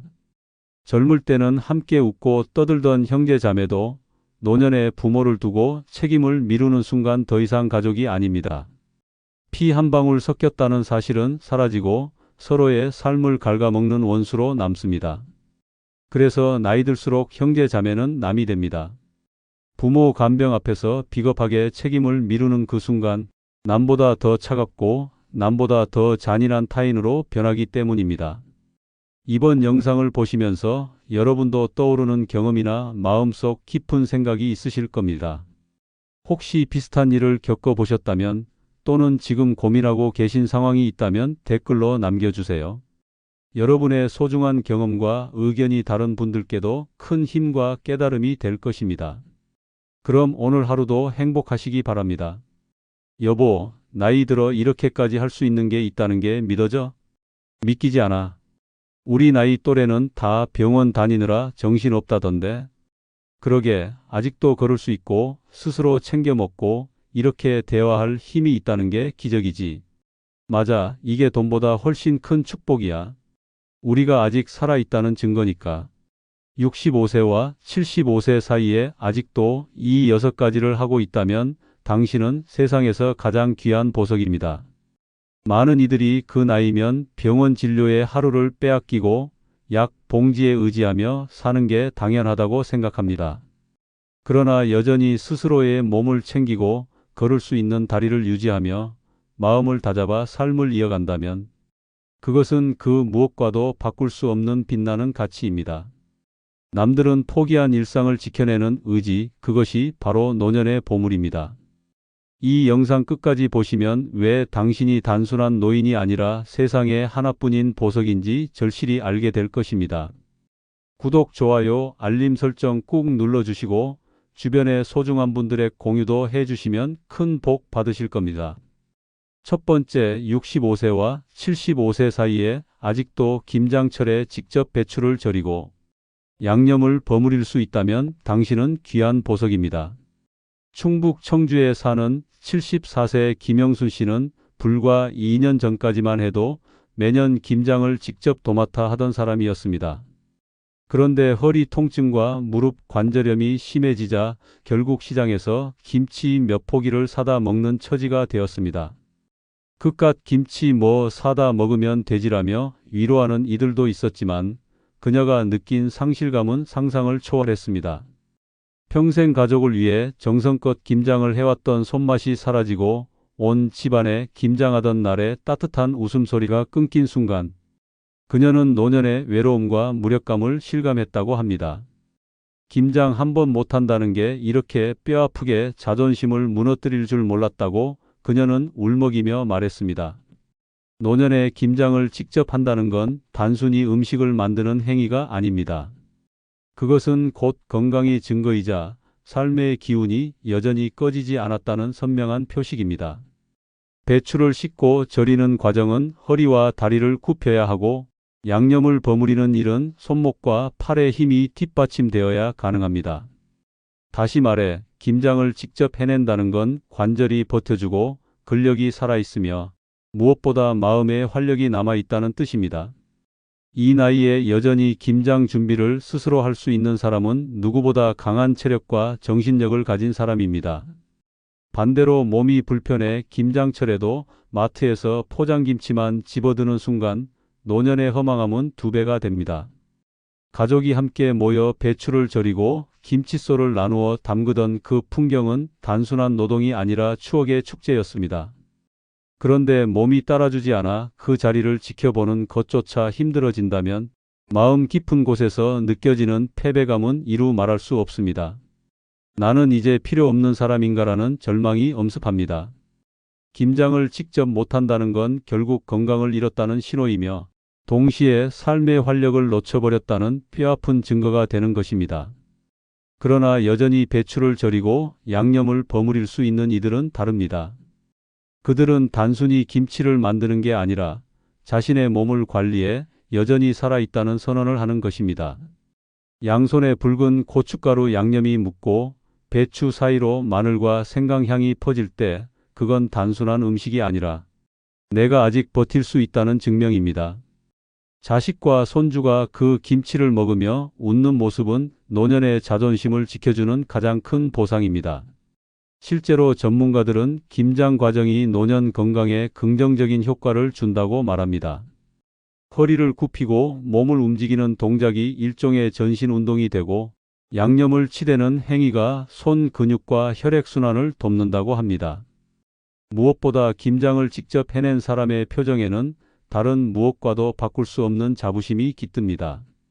아직도 내가 가족 밥상을 책임진다는 자존감은 병원비로는 절대 살 수 없는 값진 선물입니다. 65세에서 75세 사이 여전히 김장을 직접 해낼 수 있는 당신은 분명 귀한 보석입니다. 남들은 병원 진료표에 묶여 허덕일 때 당신은 스스로의 손맛으로 삶을 지켜내고 있습니다. 이 능력은 단순한 생활 기술이 아니라 남은 생을 당당히 살아갈 힘이며 가족에게 존경받을 이유이자 스스로의 가치를 확인하는 순간입니다. 김장철에 배추를 절이고 양념을 버무릴 수 있다는 것, 그것이야말로 노년을 빛나게 만드는 가장 값진 보석 같은 능력입니다. 두 번째, 65세와 75세 사이에 아직도 병원비 걱정 없이 스스로 건강을 관리한다면 당신은 귀한 보석입니다. 서울에 사는 72세 박정희 씨는 평생 고혈압 약을 달고 살았지만 최근 5년 동안 단 한 번도 큰 병원 신세를 지지 않았습니다. 이유는 간단했습니다. 매일 40분 걷기, 규칙적인 식사, 꾸준한 수면 습관을 자신만의 철칙처럼 지켜온 덕분이었습니다. 주변 친구들이 혈압 상승이나 당뇨 합병증으로 응급실에 실려갈 때 그는 집 근처 공원을 땀 흘리며 걸었고 계단 오르기를 운동처럼 삼아 몸을 지켰습니다. 그의 사례는 충격적이면서도 한 가지 진실을 드러냅니다. 약보다 강력한 것은 습관이며 건강은 병원이 아니라 스스로 지킬 수 있다는 것입니다. 나이 들어 가장 두려운 것은 돈이 아니라 병원비 폭탄입니다. 한 번의 수술비가 수천만 원, 한 번의 입원비가 몇백만 원을 삼켜버리면 평생 모은 노후 자금이 하루아침에 무너집니다. 그러나 자기 건강을 관리하는 사람은 이 무서운 덫에서 벗어납니다. 매일 꾸준히 운동하는 다리는 낙상 위험을 줄여 수술대 위에 눕지 않게 하고 소식과 절제가 습관이 된 식탁은 당뇨와 고혈압 같은 만성병을 막아줍니다. 결국 병원비를 쓰지 않는 가장 확실한 방법은 아예 병원에 가지 않을 몸을 만드는 것입니다. 놀라운 사실은 이런 관리가 거창한 것이 아니라는 점입니다. 하루 만보를 걷지 않아도 됩니다. 단 30분의 산책, 정갈한 세끼, 늦은 밤 군것질을 끊는 작은 실천이 노년의 인생을 뒤바꿉니다. 반대로 방심한 한 번의 나태가 치명적인 결과를 낳습니다. 기름진 음식에 익숙해지고 운동을 미루고 건강검진을 외면하면 언젠가 병실 침대에 누워 하얀 천장을 바라보며 그때 조금만 관리했더라면이라는 피눈물 섞인 후회를 하게 됩니다. 65세에서 75세 사이는 인생의 황금기이자 동시에 위기입니다. 이 시기에 자기 몸을 스스로 지킬 줄 아는 사람은 노후를 당당히 살아갑니다. 병원비 청구서에 벌벌 떨며 자식에게 손 벌리는 대신 스스로 선택한 여행지에서 웃으며 사진을 남길 수 있습니다. 누군가는 통장 잔고가 병원비로 증발하지만 누군가는 같은 돈으로 손주에게 선물하고 친구와 맛있는 밥을 나눕니다. 그 차이는 오직 자기 건강을 지킬 줄 아는가에 달려 있습니다. 그래서 말합니다. 아직도 병원비 걱정 없이 스스로 건강을 관리한다면 당신은 진짜 보석입니다. 누구보다 값지고 누구보다 빛나는 삶을 누릴 자격이 있는 존재입니다. 이 평범해 보이는 습관 하나가 노년의 운명을 갈라놓습니다. 당신은 스스로를 지켜낸 사람입니다. 세 번째, 65세와 75세 사이에 아직도 불필요한 대출 없이 빚 없는 삶을 유지한다면 당신은 귀한 보석입니다. 서울에 사는 73세 박동일 씨는 은퇴 후 연금을 받으며 소박하게 살아가던 중 자식이 운영하던 가게가 어렵다며 보증을 부탁해 결국 수천만 원의 대출을 떠안게 되었습니다. 처음엔 잠깐만 도와주면 된다고 생각했지만 가게는 문을 닫았고 대출은 눈덩이처럼 불어났습니다. 매달 쏟아지는 이자, 독촉 전화에 밤잠을 설쳤고 자식에게도 차마 손을 벌리지 못해 결국 생활비까지 줄여 하루 한 끼로 버티는 날이 많아졌습니다. 결국 평생 지켜온 집마저 압류 위기에 놓이며 내가 왜 이 나이에 은행 눈치를 보며 살아야 하나라며 눈물을 흘렸습니다. 그 순간 깨달았습니다.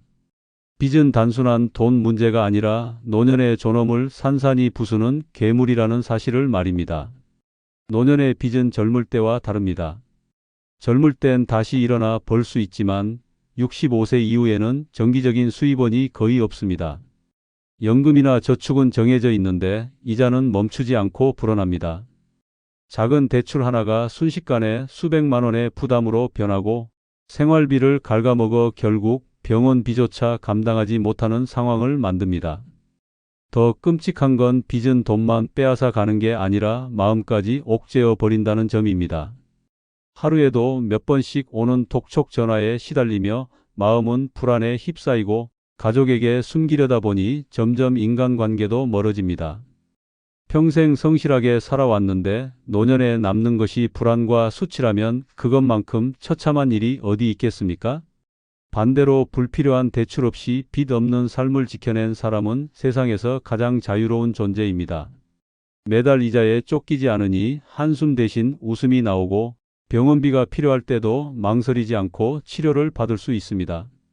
자식에게 미안한 마음으로 손 내밀 필요가 없고 친구와의 식사 자리에서 돈이 없어 못 나간다는 말도 하지 않아도 됩니다.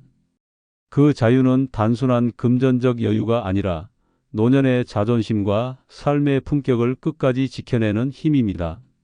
많은 노인들이 흔히 저지르는 실수가 있습니다.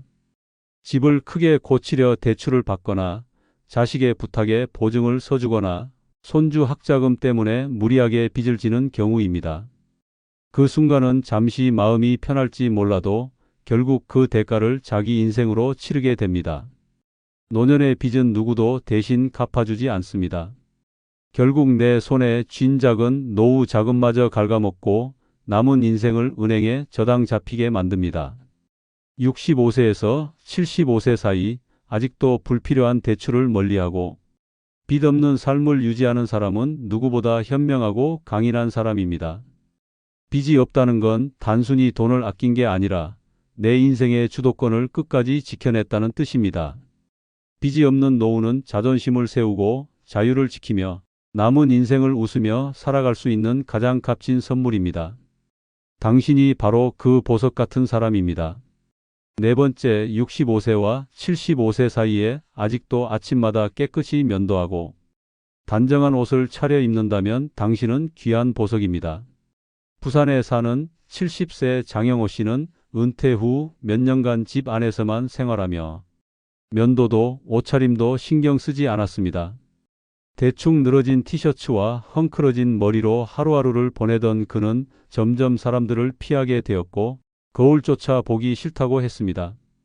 그러던 어느 날 동창 모임에 억지로 나갔다가 오랜 친구가 야, 너 왜 이렇게 늙었냐? 예전 모습이 하나도 없네라는 말을 듣고 충격에 빠졌습니다.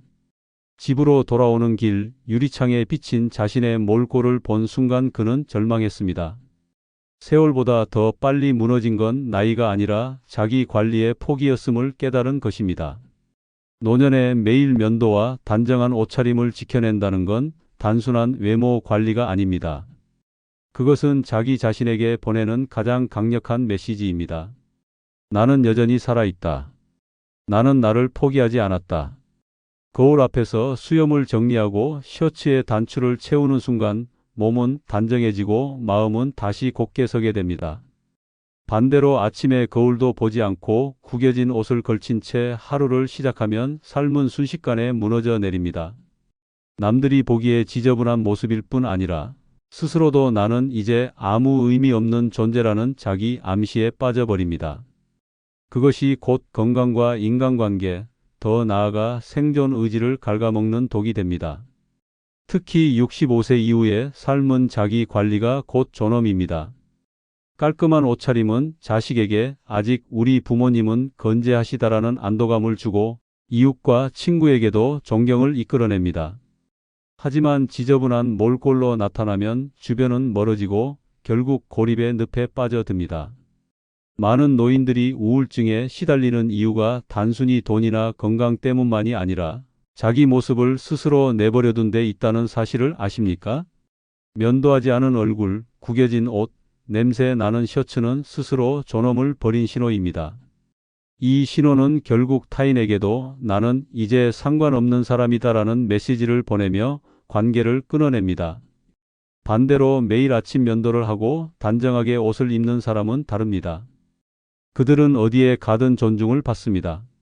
시장에 가서 채소를 사더라도 은행 창구에 앉더라도 아직도 참 멋지십니다라는 말을 듣습니다. 그 말은 단순한 칭찬이 아니라 당신이 여전히 사회와 연결되어 있다는 증거입니다. 또 한 가지 중요한 점은 이런 습관이 건강을 지킨다는 사실입니다. 깔끔하게 면도하며 거울을 보는 행위 자체가 자기 상태를 확인하는 건강 체크이고 옷을 갈아입는 동작이 작은 운동이 되어 몸을 깨웁니다. 게으름에 젖어 있으면 우울과 질병이 따라오지만 단정한 습관은 우울을 밀어내고 활력을 불러옵니다. 실제로 노인복지 연구 결과에서도 매일 자기 관리를 실천하는 사람은 그렇지 않은 사람보다 우울증 발병률이 현저히 낮고 사회적 관계 유지가 활발하다고 합니다. 즉, 깔끔한 차림은 마음의 약이자 사회적 백신인 셈입니다. 사람들은 잘 차려입은 노인 앞에서 자연스럽게 존중하는 태도를 보입니다. 그리고 그 존중은 또 다른 활력을 낳습니다. 65세와 75세, 여전히 아침마다 면도하고 단정한 옷을 차려입는 당신은 분명 귀한 보석입니다. 그것은 단순히 멋을 부리기 위한 행위가 아니라 당신의 존엄을 지키고 남은 인생을 반짝이게 하는 무기입니다. 남들은 하루하루 흐트러진 채 늙어가지만 당신은 거울 앞에서 자신을 일으켜 세우며 빛을 더해갑니다. 이 작은 습관 하나가 당신의 인생을 구하고 당신을 세상에서 가장 존귀한 보석으로 만드는 힘입니다. 다섯 번째, 65세와 75세 사이에 아직도 매일 같은 시간에 걷기를 습관처럼 한다면 당신은 귀한 보석입니다. 대구에 사는 72세 정인호 씨는 은퇴 후 이 나이에 뭘 더 운동해라며 걷기를 멈췄습니다. 처음엔 별 문제가 없는 듯 했지만 불과 6개월 만에 체중이 급격히 늘었고 혈압이 치솟아 응급실에 실려갔습니다. 의사는 단호하게 말했습니다. 하루 10,000보만 걸으셨다면 이렇게 빨리 무너지진 않았을 겁니다. 정 씨는 병원 침대에 누워 후회했습니다. 걷기를 포기한 대가가 단순한 불편이 아니라 생존의 위협이었음을 그제야 깨달은 것입니다. 걷기는 노년 건강의 마지막 보루입니다. 하루 30분 이상 최소 5,000보에서 7,000보 정도 걷는 것이 가장 적당하다고 전문가들은 말합니다. 무작정 많이 걷는 것이 아니라 꾸준히 매일 같은 시간에 일정한 리듬으로 걷는 것이 핵심입니다. 아침 7시 전후에 햇살을 받으며 걷는 것은 심장을 깨우고 뇌에 산소를 공급해 하루를 활기차게 시작하게 합니다. 저녁 6시 전후의 걷기는 하루의 피로를 씻어내고 숙면을 돕습니다. 단순히 발을 옮기는 것이 아니라 생체, 리듬을 일정하게 맞추는 강력한 시계 역할을 하는 것이 바로 같은 시간에 하는 걷기입니다. 어떻게 걷느냐도 중요합니다.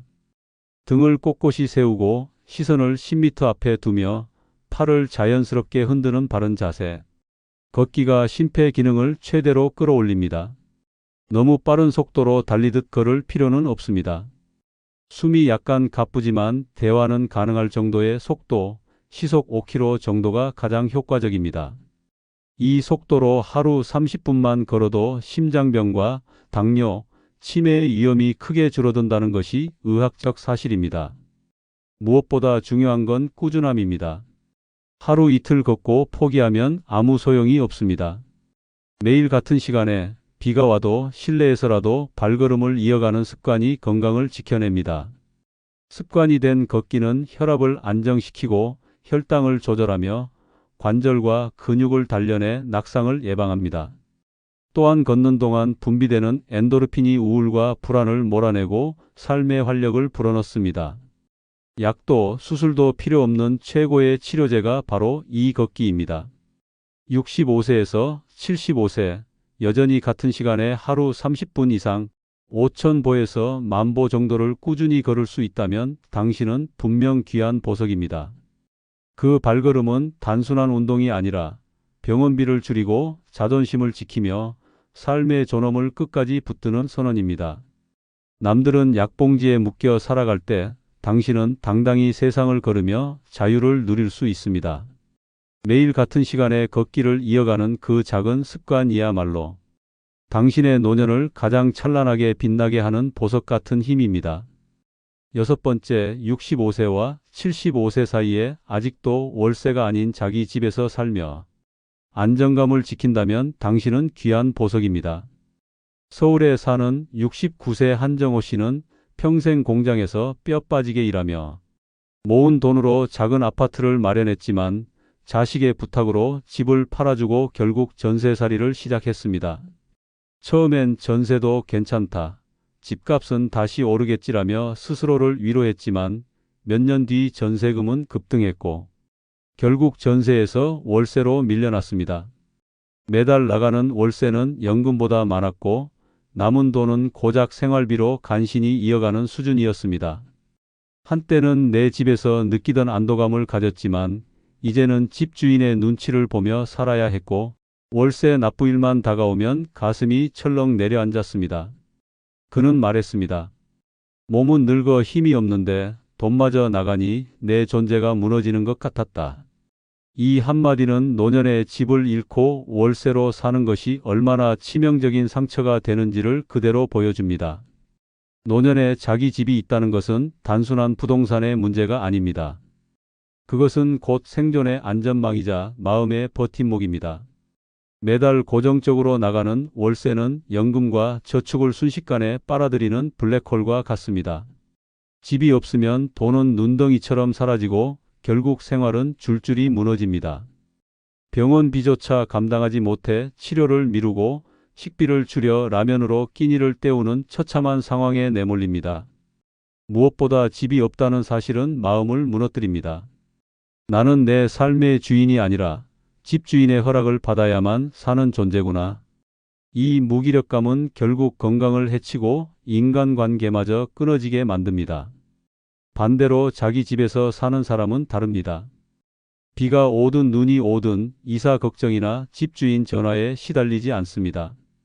매달 빠져나가는 월세의 공포에 떨지 않으며 내가 원하는 방식으로 생활할 수 있습니다.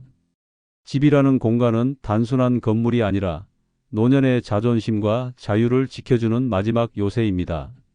자기 집에서 아침 햇살을 받으며 일어날 수 있다는 건 세상 그 어떤 보석보다 빛나는 특권입니다.